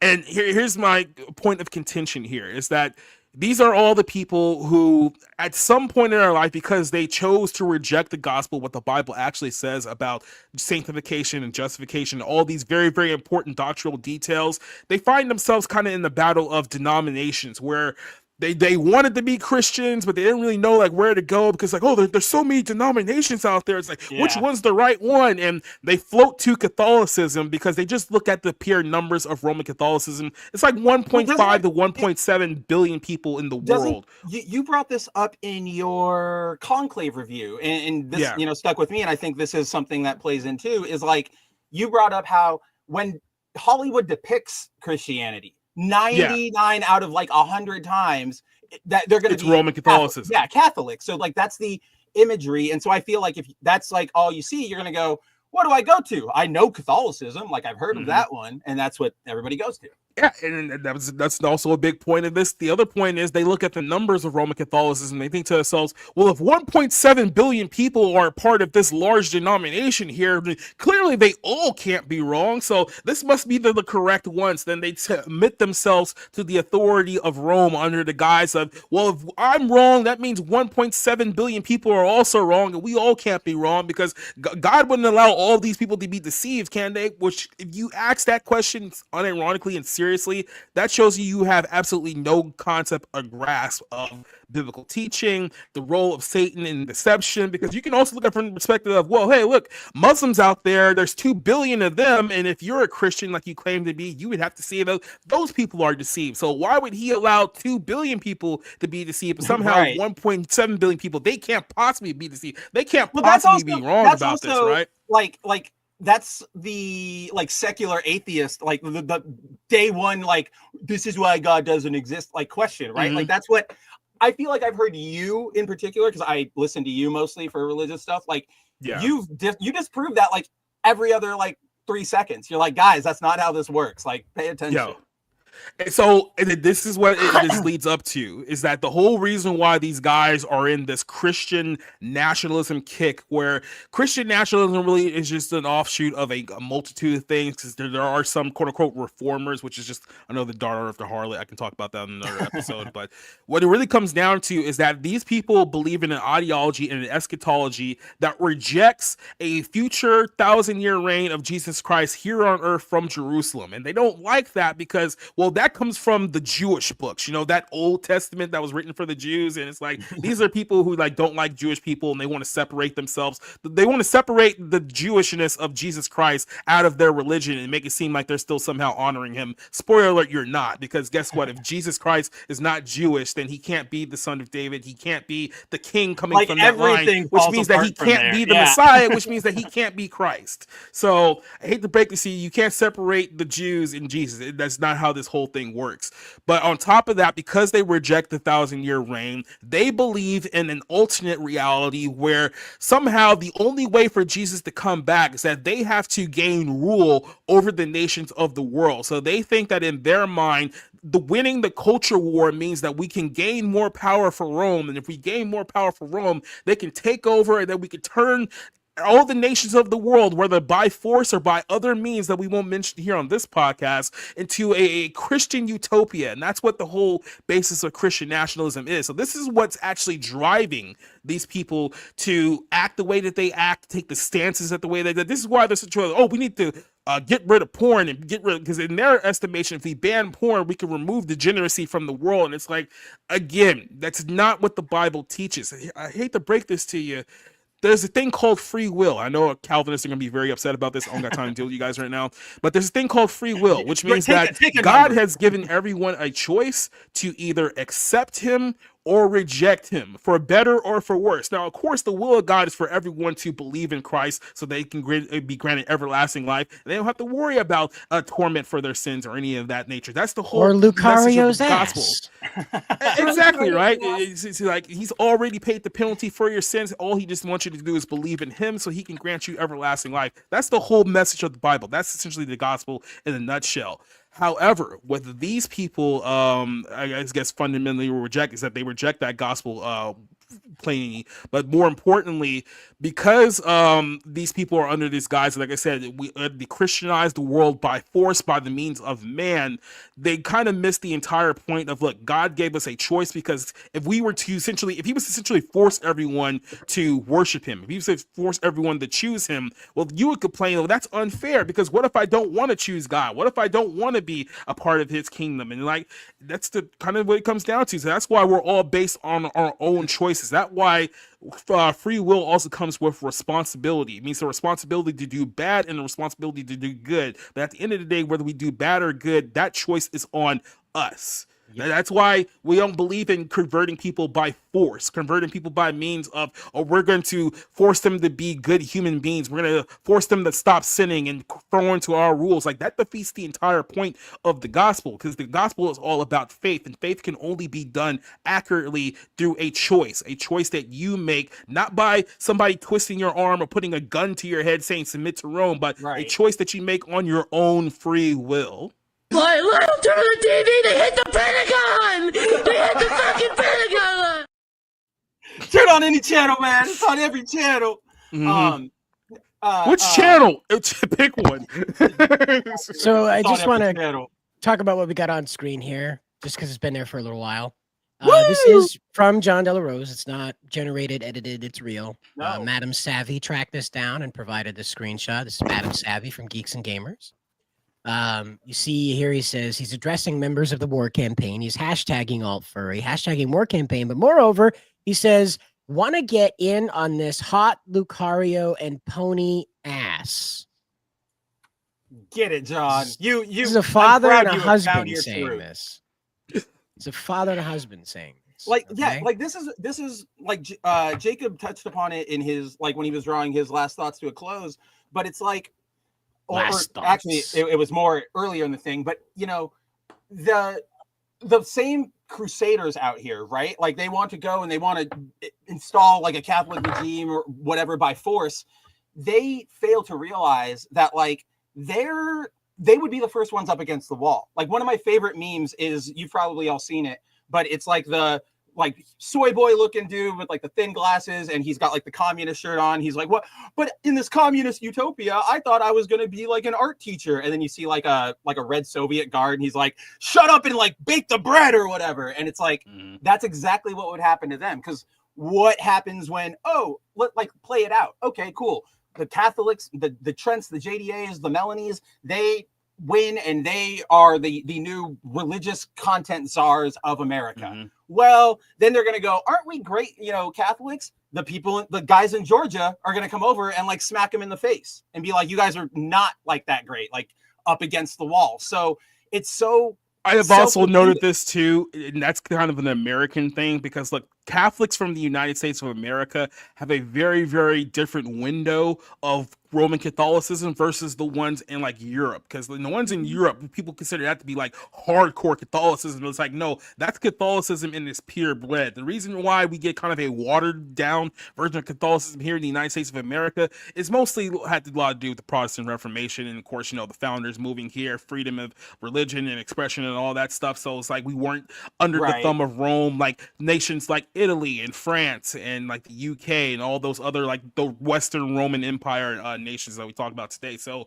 the one you see in Europe is kind of in its purest form, and there's a lot of people, if you think you're a good Catholic here in the United States of America, there are a lot of people in Europe who would probably look down on you and probably smite you as the same sinner and degenerate that a lot of other ones would. So it's like, you gotta look at it from that perspective as well.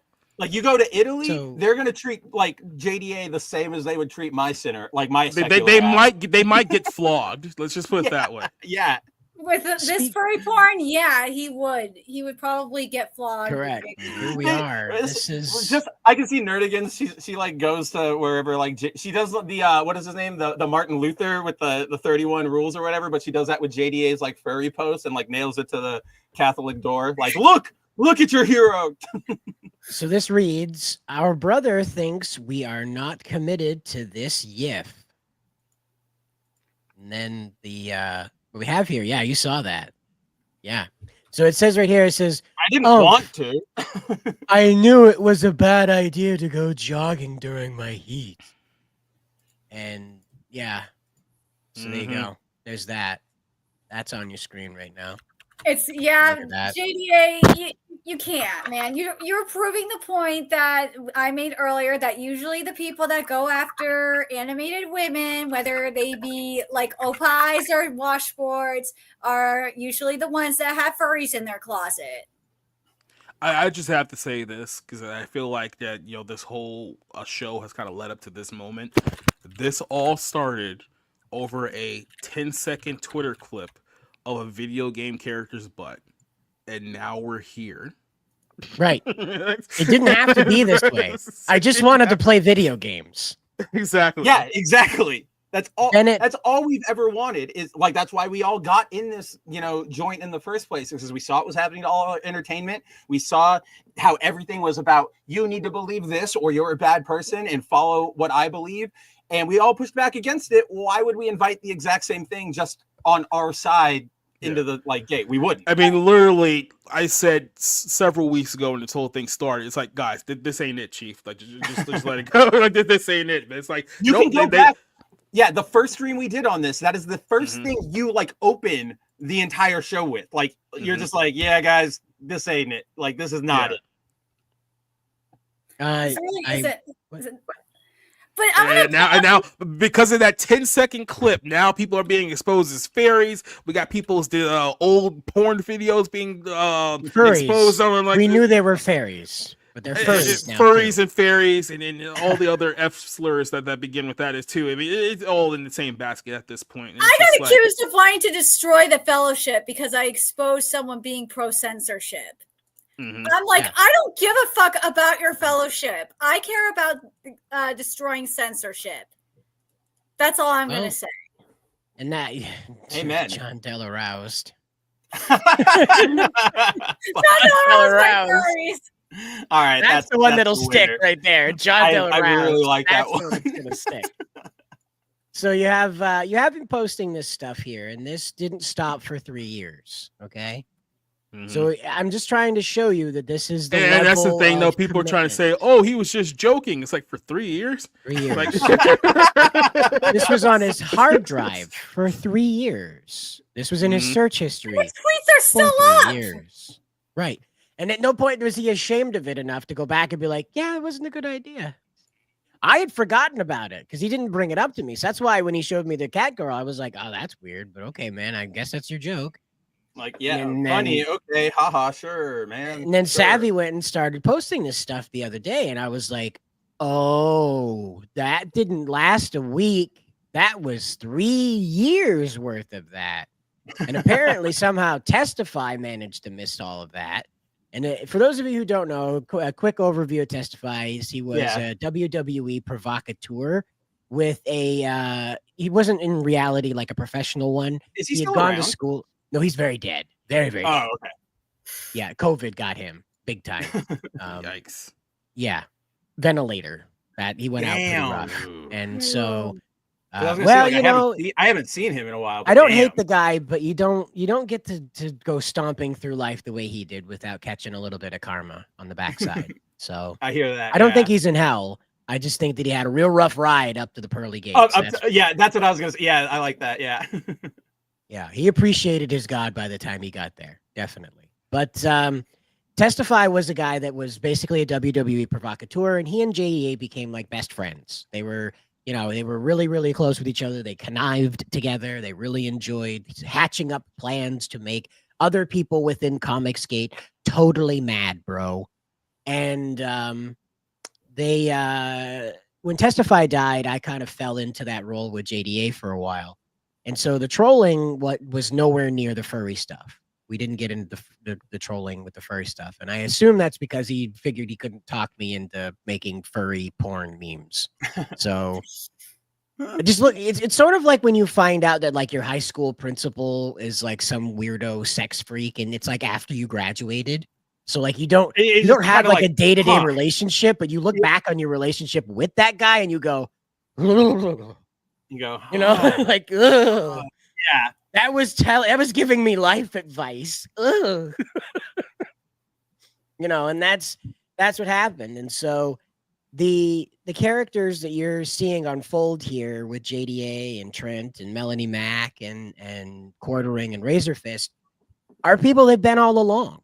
That's the hardest thing. This is why I went at Trent so hard a few weeks ago when all this went down, is because the guy just went completely mask off. He's endorsing the idea of destroying the Constitution and letting the Pope rule America, turning us into a theocracy.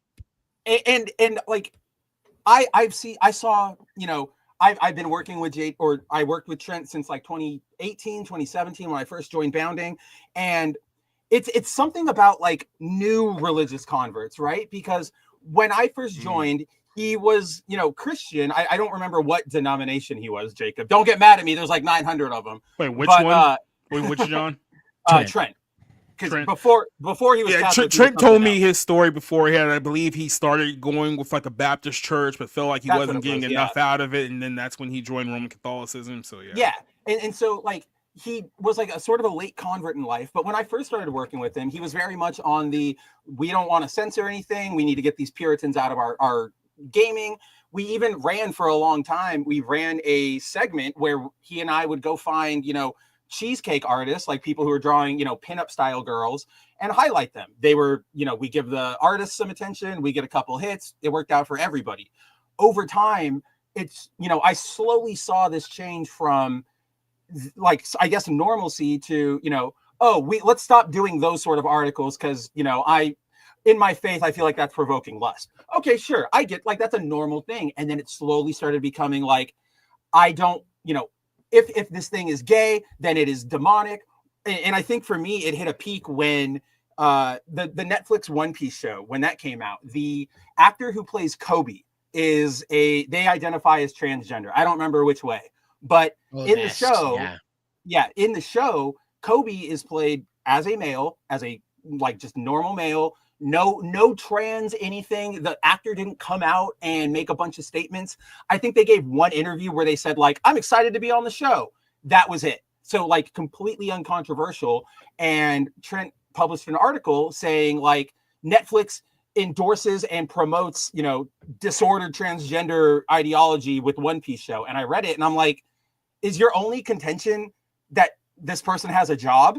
And he's like, yes. And I was like, so you don't think like transgender people should be employed at all? And he was like, absolutely not. If you're going to be like that mentally ill, you shouldn't have a job. And I was like, what the fuck? Like that, we can all criticize like the ideology and the people who promote it, but to say like, I'm going to not even debank you, like de-life you for having sort of a differing opinion, especially when they're not anybody in like a medical position of power or a political position of power to actually affect what's going on here. I was just like, that's particularly bonkers. And then like a live stream a couple days later, JDA jumped on, and I don't remember what we were talking about, but Trent, like we were and Trent was like, yeah, that's or no, JDA was like, yeah, and that's why we shouldn't have women like in jobs or whatever. And I laughed. And because I thought he was joking, right? Like get women out of the workforce. And I was like, oh, it's so over the top. And it was one of those moments where like I laughed, but those two like looked at me like dead-eyed and they're like, no, that's what we believe. And I was just like, what the hell are we doing here?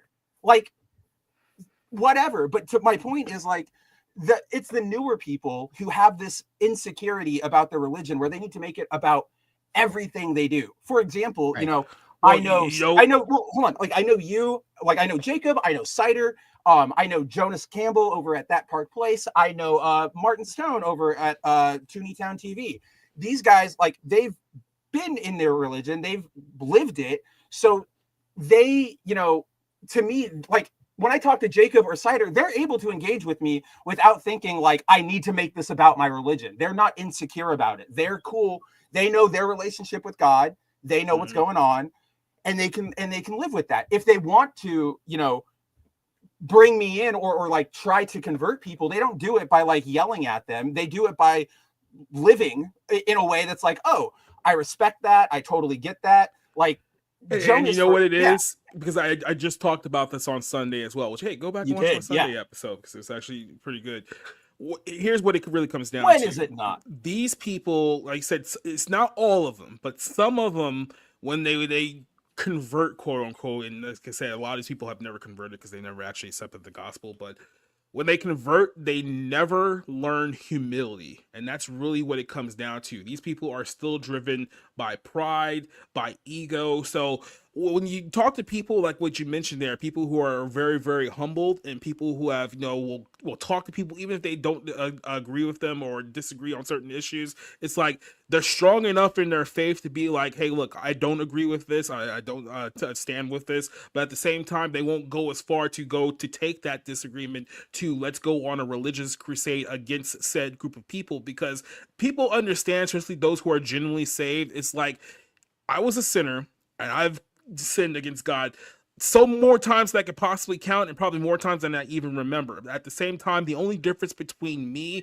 and those people who are unsaved is the fact that I put my faith in and they haven't. That's only the real difference, which means that fundamentally I'm in no position morally to assert my standing as somehow the arbiter of good and evil, right? And I think what a lot of people do is that they take themselves and put themselves on a pedestal and be like, anyone who doesn't meet what my idea of religious standard is essentially below me and beneath me, and they have a moral superiority complex over a lot of those people. And that's really what you see here. It's like you have a lot of people out there that think just because they're anti-LGBTQ or that that they follow this or that they're against this, and that somehow they're morally better than everyone else. And that's what, so they feel like they have the grounds to kind of like stamp all over people, instead of coming to a position and it's like, how can I reach people who I otherwise don't agree with in a meaningful way that will actually bring them to my side, so somewhere I can actually reach them. This is where a lot of people get confused here, because you always hear people say, a lot of unbelievers will say that, well, didn't Jesus sit with sinners and whatnot? Didn't he sit with prostitutes and blah blah blah? And like some people will try to use that and manipulate it to say that Jesus was just okay with everyone. It's like,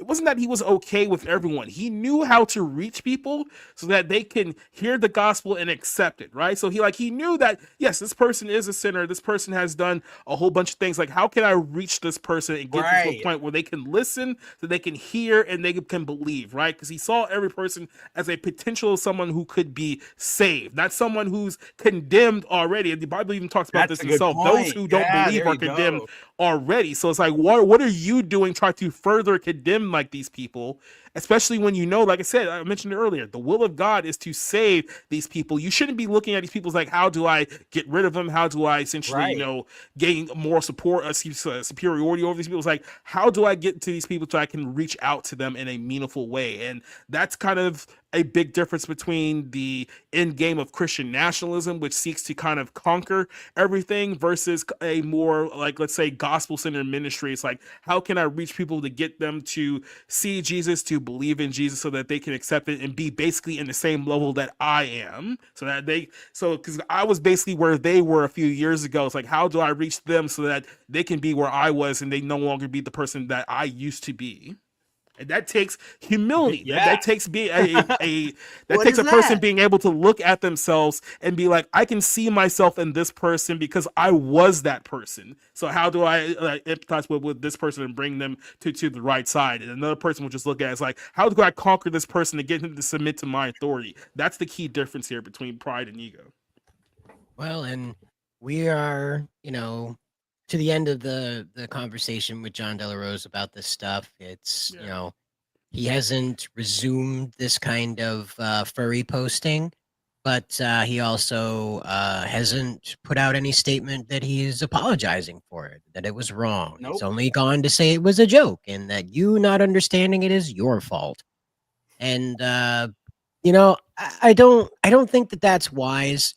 See, I'll lay some truth out for you. Back in 2019, in the same time, I was running with War Campaign, and I created what's known as a gay op. What a gay op is it's lying on the internet. Very simply, it's lying on the internet. And so at the time, there was a bit more excessive. At the time, I was under the impression that War Campaign was good, so I was seeking to help them, and I created using a face changing technology from Russia. It was an old app with a face changer app or something like that, and it turned me into like a ridiculously attractive version of myself, like a ridiculously attractive female version. And I'm not trying to be like creepy about that. Like legitimately, Disney would have called if I kept pressing this identity. Okay, so this character went out, and you can buy the Hunter and Sida with like a CIDA Bud Light collaboration can, limited edition.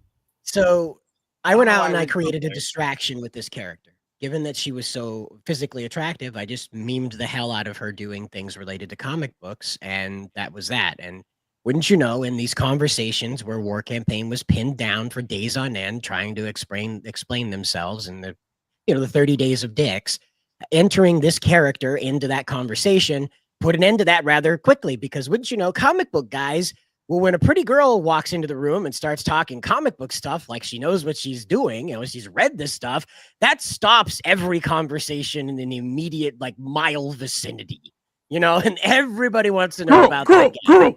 Yeah. Right, exactly. It's like a girl that shows up in the Call of Duty voice chat. Nobody's trolling anymore. So what happened is that that character became too powerful. I recognized that the power of Cindy, right? Cider, Cindy, get it? The power of Cindy was not meant for mortal men. Okay? And like Frodo, I cast that ring into the fire, and it was gone forever from the world. Okay? That's my great shouldn't have done that. It was a dumb idea to go and pretend to be a lady, to be an attractive lady for the sake of running distraction. In reality, I should have sniffed those guys out as bad influences on my life right then and there when I felt the need to protect them. If you feel the need to protect somebody, odds are, and they're not like have like a gun held to their head, odds are they're doing something they shouldn't be doing. That's. And I'm just 35 years old, kind of coming up for air on this topic. I'm a country mouse. If somebody says they're an astronaut, I go, cool. What was it like? Did you go to the moon? Do you have any pictures? We've heard of this moon in Maine. And so I approached this with the same mentality that I created a gay op to help these guys, and I shouldn't have. It should not have been my role.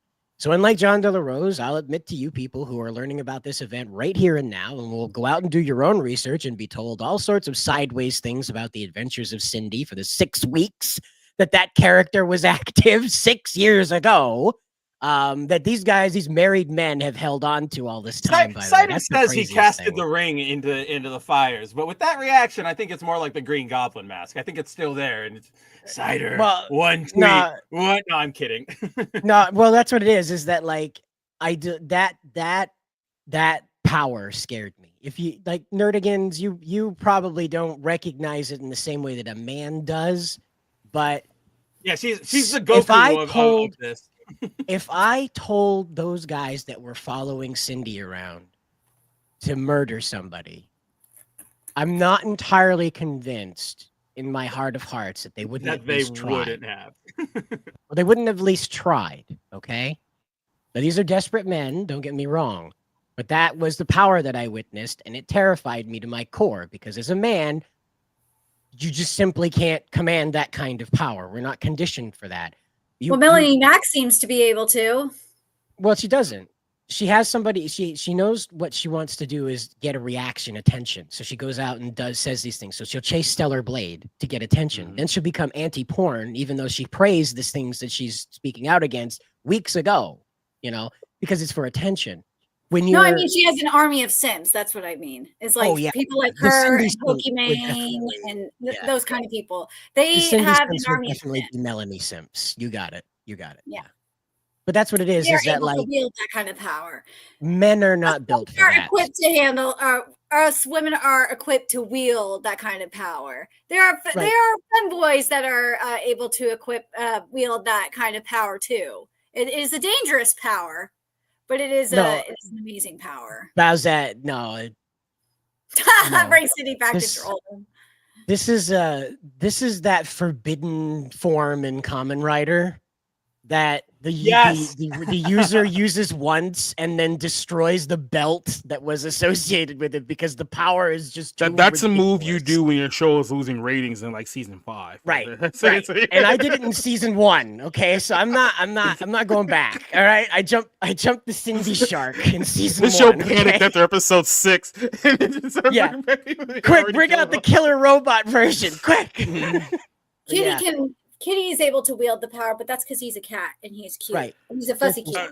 I know we're coming on the end of the show here. Real quick, can we get into the topic on the sex bots? Because it does kind of go into what we were talking about here. Oh, God, I'll make it quick because I could run it down pretty quickly. Yeah. Sure. I'll just bring up an image here. Sure. Yeah. Yeah. So if you guys checked out the 511 show on the YouTube today, it came out a little bit earlier. There was a movie that comes out officially, I think this week. It comes out tomorrow or on Friday officially, called Companion. Amelia Perez. No, what was it? Yeah. No, so this is a movie called Companion, and this kind of goes into a theme of films that I've seen a lot over the last couple of years, but here's the quick rundown of this movie. It's a movie about a woman who's not a woman. She's actually a artificial sex android who's a companion bot, right? And long story short, douchebag boyfriend jailbreaks the sex bot to get her to commit murder because they're trying to get rid of a guy and steal like $12 million in cash from him. But then she escapes. Now they have to like run into the woods to like find the sex bot and kill her. And the whole thing is kind of like twisted into like this feminist, I guess, action story, even though it's supposed to be a horror movie, which makes no sense. It's very bloody, but it's not scary at all. But what I've noticed with this film, and there was another film called, I'm not sure how many people have heard of the film called The Wife Like. You may not have heard of it. It came out about 3 years ago. Very similar premise. It was a sex bot who was owned by a very, very rich and wealthy man. Turns out the guy was kind of a dick as well. So in order to rebel against her owner / creator, whatever you want to call it, she basically brings forth a revolution of sex bots that rebel against all of their owners and slowly starts taking over the world. That's what you get down to here. And what I've noticed here is that these two movies have very similar themes. Is that they're taking what is essentially the male fantasy of a sex bot. And I don't mean like one of these like weirdo, like creepy looking sex bots that you guys see on the internet all the time. Be like, oh, just wait 10 years. Everyone's going to be sleeping with one of these things, right? Like those kind of things. I'm not talking about that. Like, oh, that's just creepy. I'm talking about the idea. We've seen this in films for many years. Too, Jacob. It's always like 10 years, it's going to be like, this is what we're going to be with. And then you see the next update and they're always like, in 10 years. And I'm like, when is it? Where are they? It still looks like it doesn't move. It's bad. It's bad. But I'm talking about in the context of like film and sci-fi about, well, wouldn't it be great if you had a realistic sex bot that looked like a woman, sound like a woman, had emotions and all this stuff here, but you were in complete control of her, right? Like this goes back to like movies such as like Weird Science and a multitude of like sleazy 70s and 80s like films that have been out for over and over again. And this is something that was considered like a male fantasy, something that a lot of teenage boys thought about until they grew up and realized how illogical it all was. But it is specifically for that like fan base, right? Over the last couple of years, primarily in the age of Me Too, Hollywood has started to produce more films that have taken that particular male fantasy and perverted it into a feminist one. So it's not about, wouldn't it be great if you guys had a sex robot that looked like Margot Robbie in her prime? It's like, now it's like, well, what if Margot Robbie rebelled against her owner and gained her own independence? And she led a group of independent sex androids to rebel and gain sentience and all this other stuff. It's basically just like third wave feminism, like all over again, but through a robot. Every sex robot movie story, though, is that the sex robot doesn't want to be a sex robot, so it leads a revolution and kills all the humans. That's every single sex robot story. Exactly. And when you look at how they're infusing it, I know this is stupid. Like I said, we just mentioned these realistic sex robots aren't realistic at all, but there seems to be this fear, especially in this community, that men could legitimately one day look at these sex robots and be like, you know what, this is better than a real woman. I'm gonna go out with this. And I'm not saying that there aren't guys like that who are waiting. Like, there's some sad incel community people who are probably actually legitimately waiting on. I'm not really talking about them in general. They talking about that it's almost like they fear that this is something that can actually happen, even though this is something that in reality it's far from it. Like, you're not going to get anyone who, like, what was the girl from Weird Something? I'm trying to remember Cherry her 2000 name. Just skip to Cherry 2000. This is what you're talking about. You're really talking about Cherry 2000. Yeah, it's Cherry 2000. You know, if you want someone who looks like Lollipop Chainsaw, you're not going to get that in real life anytime soon. Like, that's probably never going to happen, like, in reality. But the way that Hollywood is rebelling against it, in the narrative of these movies, is that if you're a man who wants this, you're bad, you're toxic, and quite literally the message at the very end of the film is that you deserve to die, because all of these guys end up getting brutally murdered by said sex robot towards the very end of the film. It happened in Companions, it happened in Wife-like, it happened in a couple of other films like this. And I think the big thing that you know to think about this film that comes out this week, and why it's getting more, I guess, acclaim than other movies, is that the difference between this film and Wife-like. With Wife-like, there were a lot of sexy, attractive ladies in the film, because the whole thing was about, it's a company full of sex bots, right? And in this one, you don't get that at all. Now, I'm not saying that the girl who's in this movie, what's her name? Sophie Thatcher is her name. I'm not saying she's unattractive, but what I'm saying is that if we're playing up to this male fantasy of sex robots, she's not the first round draft pick. That's all I'm saying there. It's like she should probably be like a good fifth round, like the Bears talk, you know what I'm saying? But like I said, it's always comes back to essentially what we're going to do is that we're going to take your fantasy, pervert it, and throw it back in your face. And this is what Hollywood has really done over the last several years. It's like they're making movies that no one identifies with, only to appease like a few people, a few insiders into the industry. And then you wonder why the industry is as bad as it is right now. I mean, look at what's going on so far this year. Have you guys seen one movie, or even know one movie that's out in theaters right now? Name one movie that's in theaters right now at this very Sonic moment. the Hedgehog 3 is technically still in theaters. it may be in a handful, right? Like, but that's literally like that's all I've got. Like I genuinely Dogman is coming, but not here yet though. Not here yet. If you're holding out for Dogman to save you, that's all more than I need to say, right? Wait, which one did you say, Slider? Suicide Squad? No, that's not a movie that's coming out anytime soon. Oh, it's Mufasa. And these are all movies that came out like 3 months ago. So, but I don't know then. Oh, it's the Nosferatu, that one. Oh yeah, there's that one. Also came out a month ago. Theaters. It did. It's still there. It's still there. Mm-hmm. But it's been bad. Like, you guys notice I haven't really done too many like movie reviews. It's not because I don't want to do them or I refuse to do them. There's literally nothing out in theater. The only two movies that I've seen so far was the Mark Wahlberg Frightless movie, the Companions movie, and I just outright refuse to watch the movie with Flight Risk. What did I say? Fart Risk. Fart risk. Oh, okay. Did I say fart risk? I'm not saying flight risk. I was trying to say the other one was Ice Cube's Fat Son. That's probably why I said flat. Oh yeah. Ice Cube's Fat Son, and that was that Den of Thieves 2 that came out as well, where it's just like it's Gerard Butler who's gained a few pounds, and O'Shea Jackson Jr. who's definitely gained a few pounds since the last movie. So that's it. So I just wanted to shoot this one over to you guys real quick. It's like, we all know that in Hollywood, as our boy Zach used to say very, very early on in his channel, that when it comes to like Marvel comics, like heterosexuality is not allowed anymore. Like it's just not. And that's kind of the problem of how we got the Comics Gate in the first place. In Hollywood, it seems like we're going to take anything that was considered a male fantasy of a certain 18 to 34 demographic that we used to be our bread and butter 20 years ago, and now we're basically trying to shame those people to be like, if you guys want this, you're evil, deplorable, misogynist, blah blah blah, toxic, blah blah blah, all this other stuff. And it's like, what are you guys doing like at this point? Because we're here in January, the movies suck, and you're putting out this garbage, which is only turning off more people to anything that has to do with your industry And we haven't even talked about Anthony Mackie yet. That's a whole other conversation. But it's like, God. what is your take on this? I want to get Nerdigan's take on this, because you seem like you're chomping at the bit to talk about sci-fi, fantasy, sex robot stuff. So what is your take on the whole fantasy corruption of this? This is just really retarded. It is.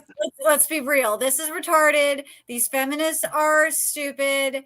And it's like the state of Hollywood is why we're getting stuff like Your Friendly Neighborhood Spider-Man, where everything is race swapped.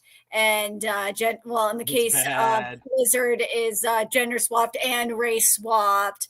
And it is just insane. And someone was saying that in regards to that, it's woke and boring. That's the state of Hollywood right now. It's woke, it's boring, and maybe even annoying. That's probably the best way to describe it.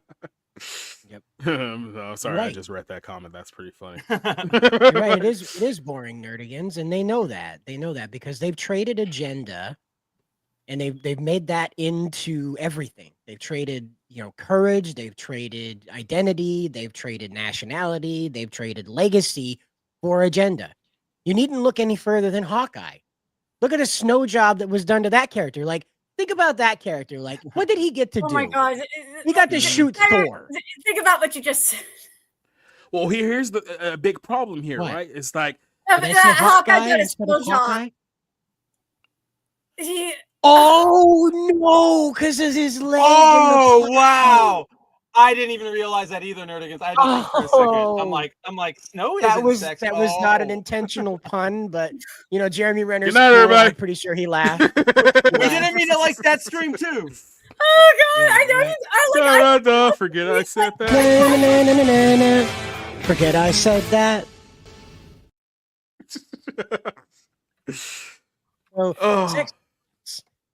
Just to be clear, sex robots have been a fantasy for a very long time. I think even the Greeks were talking about them.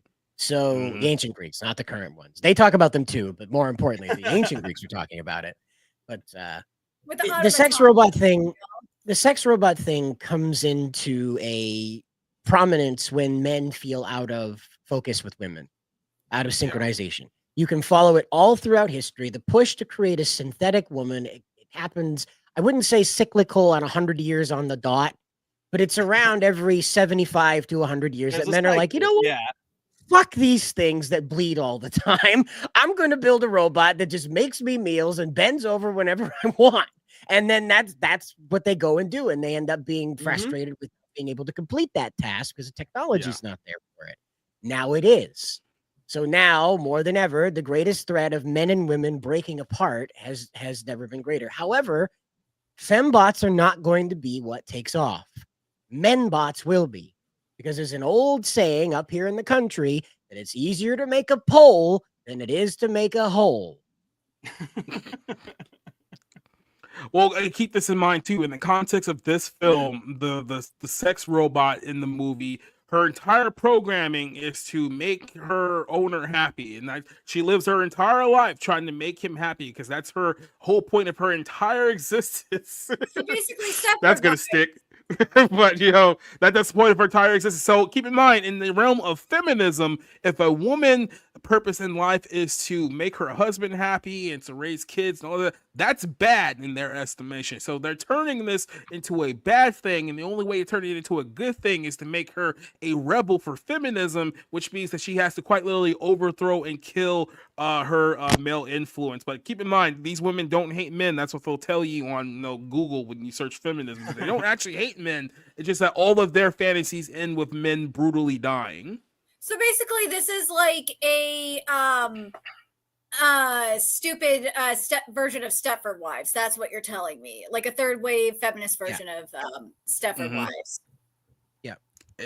That's what I would say it would probably be more like if there were more sex spots outside of one, it would probably end up being like that. But that's really what it's getting down to here. And a lot of people are comparing this to Megan, which I saw Megan, and I just didn't think that was that good. It's not Megan. This is have these people not seen Stepford Wives? That's what this is. This is straight up Stepford Wives, but without. They probably haven't. They don't see anything that didn't come out before like 2016. So yeah, seriously, Cherry 2000 is the reason why I bring it up all the time while we're looking at it right here is because Cherry 2000 is the ultimate like distillation of this concept. Is it? He's an accountant. Well, I'm not. Weird Science takes the teenage boy approach. This is an adult man who can't attract a woman. He's working all the time. His bosses don't care about him. His only friend in the world is his dispassionate, central New Yorker kind of guy. These two guys are trying to meet women. You find out that Lawrence Fishburne is a lawyer and he's writing contracts in a bar for men and women to have sex for the night, where they negotiate, quite literally, the terms in which sex will be awarded after dinner, after the movie, after a walk, after flowers, after drinks. And sex will last for this duration, and then it will not be mentioned again forever. And Lawrence Fishburne, it's one of his first acting roles, by the way, first Hollywood acting roles. He's writing up a contract for two people. It's the main character here who's necking on his girl. It's the main character's best friend that's getting the contract to have sex with some gal from work. And so what it is that this guy, he goes home to this robot and he ends up shorting her out after the dishwasher floods the floor. So apparently your robot wife isn't waterproof. Don't get your robot wife wet. That's the joke. Don't get your robot wife wet. But he goes out of his way to try and retrieve a personality chip for her, and which involves him going into like Mad Max territory out in Las Vegas desert that's been abandoned due to nuclear fallout. And so for whatever reason, all of these Cherry robots are stored out there, and he has to go after her and get it. The denouement of the story is that the bounty hunter he hires to escort him across these badlands, he falls in love with her. And the two of them just start up a business escorting people across these badlands at the end of it. He abandons his civilized life, his dishwasher that floods the floor, and his short-circuited wife right there, and goes out and lives as a badland bounty hunter with I think that's that Molly Ringwald? That's Molly Ringwald, who is the bounty hunter in Cherry 2000, and it's one of the very few ones where she has her boobs out in the movie. So enjoy that. That's for you. So and they are exactly how you expected them, by the way. You can hear angelic choirs when it's not in the movie. That's your brain just responds to that. It just naturally occurs. Yeah. You see, when she walks out, no, that's not her. That's the other character. Yeah, that's the other character. No, I was going to make a point here. Just the last point on like fantasy. It's like, I think what a lot of people, the thing that a lot of these people are missing is that the whole reason why it's called fantasy is because it's not reality, which means that you have to accept that, this standard that you're trying to get people to meet is unrealistic. And like I said, I'm pretty sure there's a lot of women out there in that feminist group who look like a woman like her, like the way she used to look back in the day, and be like, oh, this is unrealistic. Now you're expecting all of us to look like that. It's like, no, because it's a movie. It's a fantasy. It's like the whole point of the fantasy is that it's not real. It's not meant to be attainable. You can't just create a full-grown woman putting a bra on your head. It's not real. It's like there's a big disconnect here. It's like, if it's fantasy, it's not real. It's not realistic. It's not meant to be realistic. Like sci-fi brings fantasy brings creativity. All of this stuff is make-believe in a land of make-believe that we call Hollywood, right? So it's like, why are you so hell-bent on putting these quote-unquote realistic standards on things that are basically phony and fake? Like, it's all pro wrestling in the grander scheme of things. And it's like, if you're essentially putting all this pressure on yourself, and you think that thus we need to stop putting pressure on, we need to stop creating content that makes you feel bad, it's like, first of all, that's a personal problem to you. That's not society's problem to fix. In the grand scheme, stop projecting it onto us. and it's like they're really going out of their way to say, like, you know what, you guys are not allowed to have this fantasy anymore. We're going to take it away from you. And it's like, have you guys seen your box office numbers for the year? You were down again, which means emphasis on really again. So it's like you're making decisions that are very, very stupid for I guess an industry that relies on audience interests. So it's like, if that's your go-to, if you're just looking at it purely from that perspective, why are you actively trying to run away anyone who would otherwise be interested in your films? Like, that to me makes no sense. I'm going to make something that's hostile to the fan base that I'm trying to attract, quote unquote, or unless you're just simply not doing that. But again, they don't want to do this. They're aware of the decision they're making. They're 100% aware of what they're doing, and they're not going to change. What has to happen is that Trump's ambassadors, Mel Gibson, the guy with the lizard hand, and the other fellow there, they've got to go in there and they've got to set this record straight on what is to be expected out of Hollywood if they want to have the government support on things. And this is the only way this is going to work. The same thing he's doing to Gavin Newsom, dragging him down to a level where he's like, hey, man, your street level situation matters more than how you look on camera. And by forcing that issue over the voter ID thing, they're going to create some kind of change in California. Similarly, what Mel Gibson and Stallone and Voight have to do is force the instruments of Hollywood to recognize there will be no Michael Bay. Wow. Forget I said that. Yeah, there will be no more of this military support for these movies. You won't see the military showing up for free, cruising jets over the top of a Transformers scene. Yeah, I had Michael Bay right. That's right. I had that right. For some reason, when I said Michael Bay, Mike Myers' face came to my mind. And I was like, well, that's not right.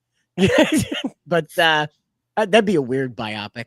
But having Mike Myers play, but the thing I'm just thinking as we're going through this is like, dude, you have the Puritans would be looking at this. I'm talking about the woke right. I mean, like, oh, this is porn. This should be banned. And I love that Arnold was excluded from this list too. And I think it's ironic because Arnold knows how the California government works because he ran the goddamn state.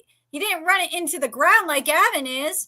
He actually did a good job. For the most part, he did a decent job running California. Did better than the other.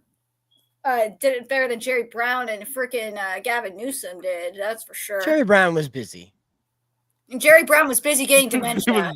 he was busy doing everything but being the governor. Including Kamala Harris. So. Well, I mean, that's not saying much. I mean, everyone kind of got there for. Oh yeah, that was Willie Brown that was doing that first, but. So, what I'm saying is that they'll have to be forced to change. They'll have to be forced to change. They're not going to do this on their own. No matter how you don't buy their products, it doesn't matter.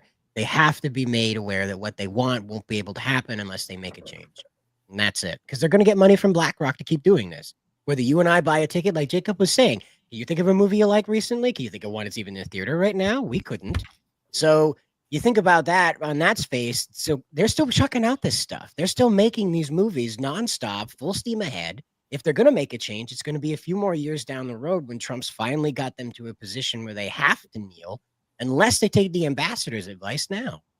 And we're not making a big ask, We're really not. We're just asking them to stop putting the agenda in it and tell us good things about America once in a while. Please, for the love of God, just make a movie that doesn't shit down my throat because I live under the Star-Spangled Banner.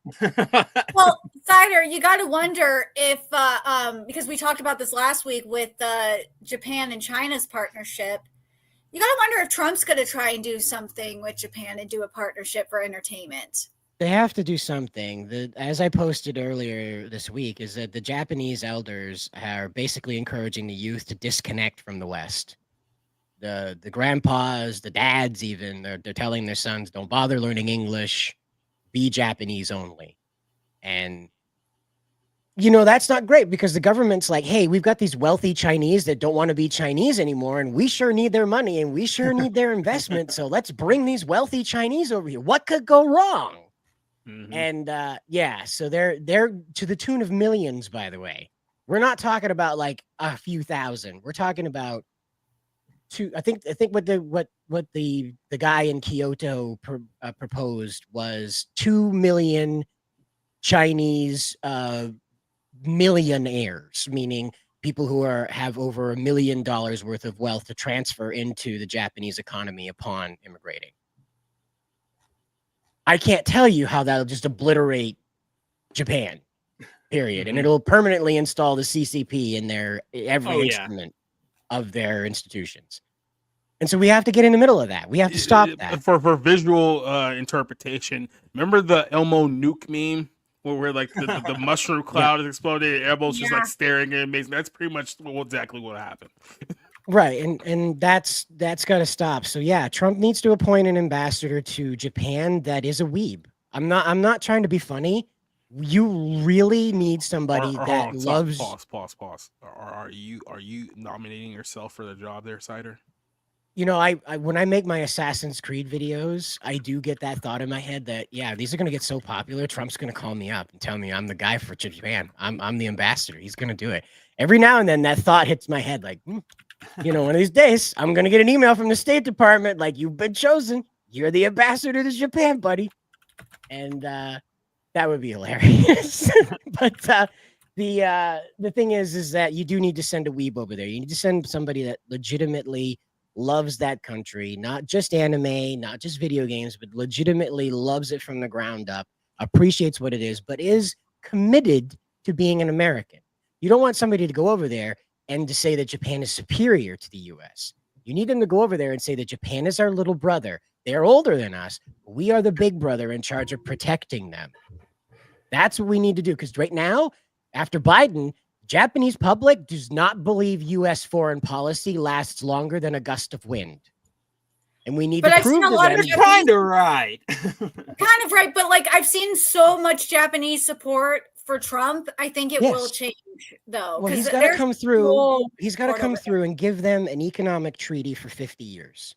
That is the only thing right now that will turn heads in Japan enough to get them to stop sucking up to Korea and China's to try and supplement the American market. They're drawing down with us. They really are. They're drawing down with us because the censorship stuff is killing them. It's killing interest domestically. And when you lose your domestic market, you're done. It's over with. You might as well just move to the countries that are paying you. So again, the Japanese public are already stressed out.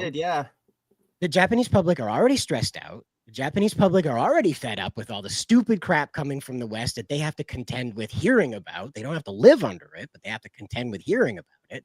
And now it's coming to their shores thanks to Rahm Emanuel, the former ambassador. So we've got to go over there and we've got to make a big statement. We've got to say for the next 50 years, the US and Japan are going to work together economically, regardless of who's in the White House, Pentagon, or anywhere else. And that's the only way to do it because they can't trust us now. Biden came in, put Rahm Emanuel in there, and Rahm went into the Japanese diet, not their food, but their Congress. And that's how this gay marriage thing got passed over there. The Japanese public believe that gayness is foreign, despite their history. Most Japanese believe that it came from the West, that this was not something native to Japanese. And so when you're dealing with this now, what Rahm Emanuel did is he went in and he said, we're going to deny you aid if you don't pass this. And what happened was everyone who was against it, basically Abe's party, said, we're not voting president. We're voting president. We're not going to vote no. We're not going to vote yes. We're going to vote president. And then what would amount to being the Liberal Party in opposition to Abe's party voted in unison for it. Ta-da! So it looks like a completely washed out, complete destruction of Abe's party, and it was a resounding victory to the world. Meanwhile, in Japan, everyone's looking around like, why did the people we elect not vote? They would have turned this over. We don't want this. You got the teachers fighting over it. And this has led the parents, and this has led the grandparents to saying, disconnect from the West.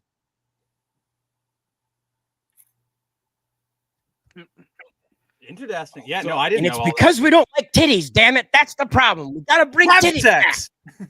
I was trying to find a way to squeak in like a Korea joke in there, but they got their own problems. So I was like, I'm gonna let them. Oh, they're like speaking of porn bans, South Korea has a total porn ban, and their population is basically nothing. And one of the arguments I hear from these Puritans. To be fair, I think it has more to do with the fact that the women and the men hate each other currently in South Korea than anything revolving the porn ban. She was saying, maybe the bigger problem. Like their problems are like unrelated. Let me finish my point. Is that like they're saying that like. The problem is why we're not gonna men and women aren't getting together and why people aren't having more babies and stuff like that is because of porn. It's like, no, South Korea has a porn ban, and guess what? It's not working over there because the feminists are causing problems. That's the problem here too, is the feminists, the new wave feminists, not the first and second waves. It's the new wave feminists that are causing this problem. And these Puritans. Nobody's banned them too.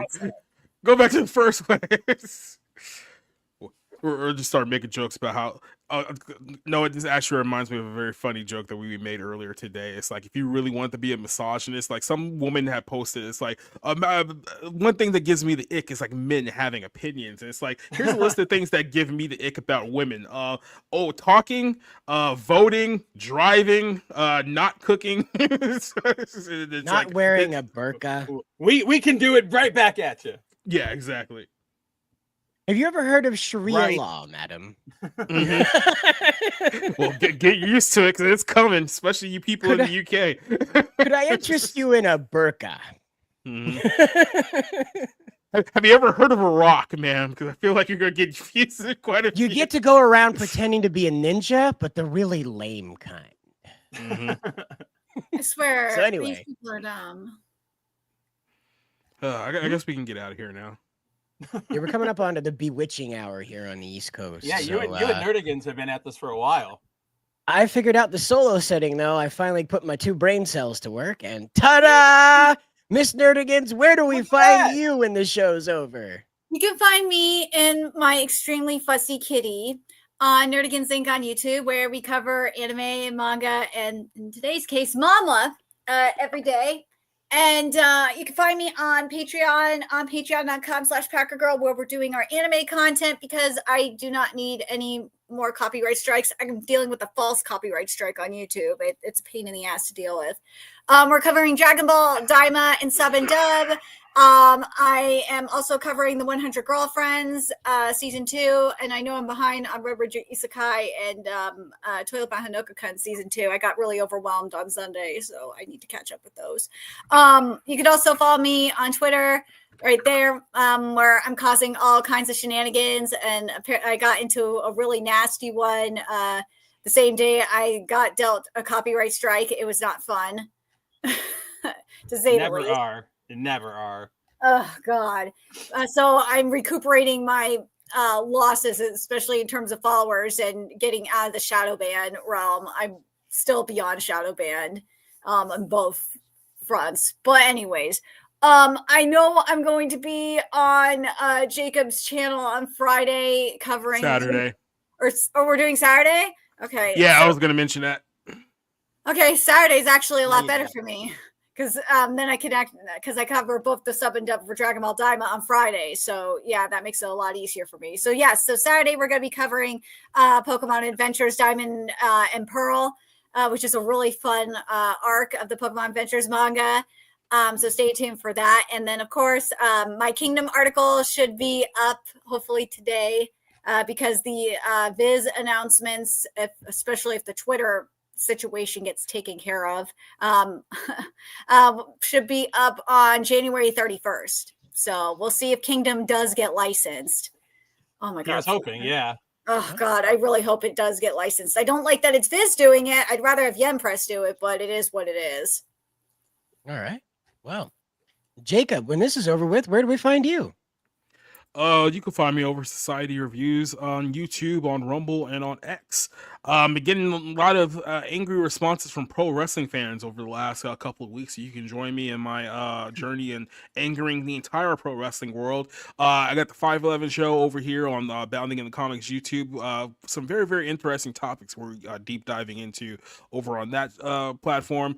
Like I said, there won't be a retro wave on Friday. There will be one on Saturday around like noonish time, Eastern time. We'll do the Pokemon manga over there.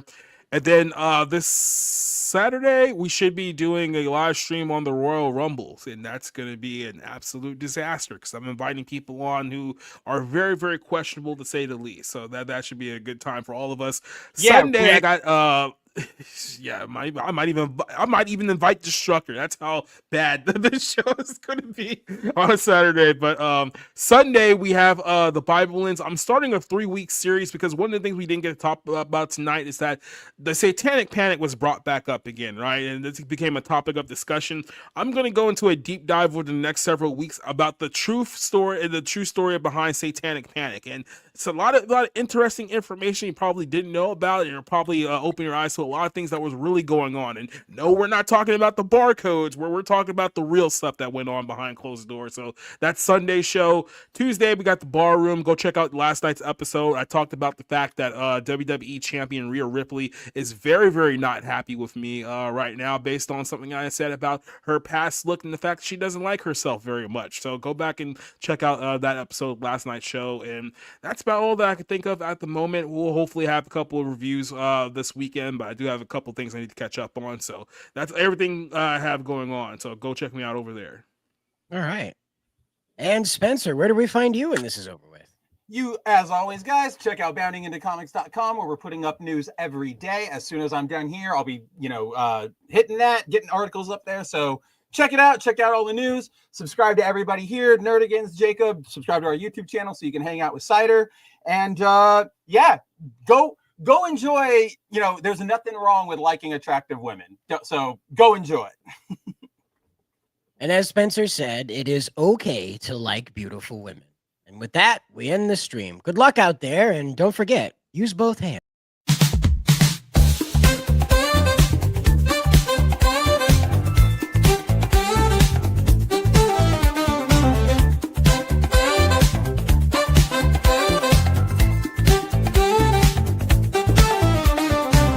Shadows move on the ceiling. Quiet steps, they're revealing. The code is cracked. We're in motion. Silence cuts through the commotion.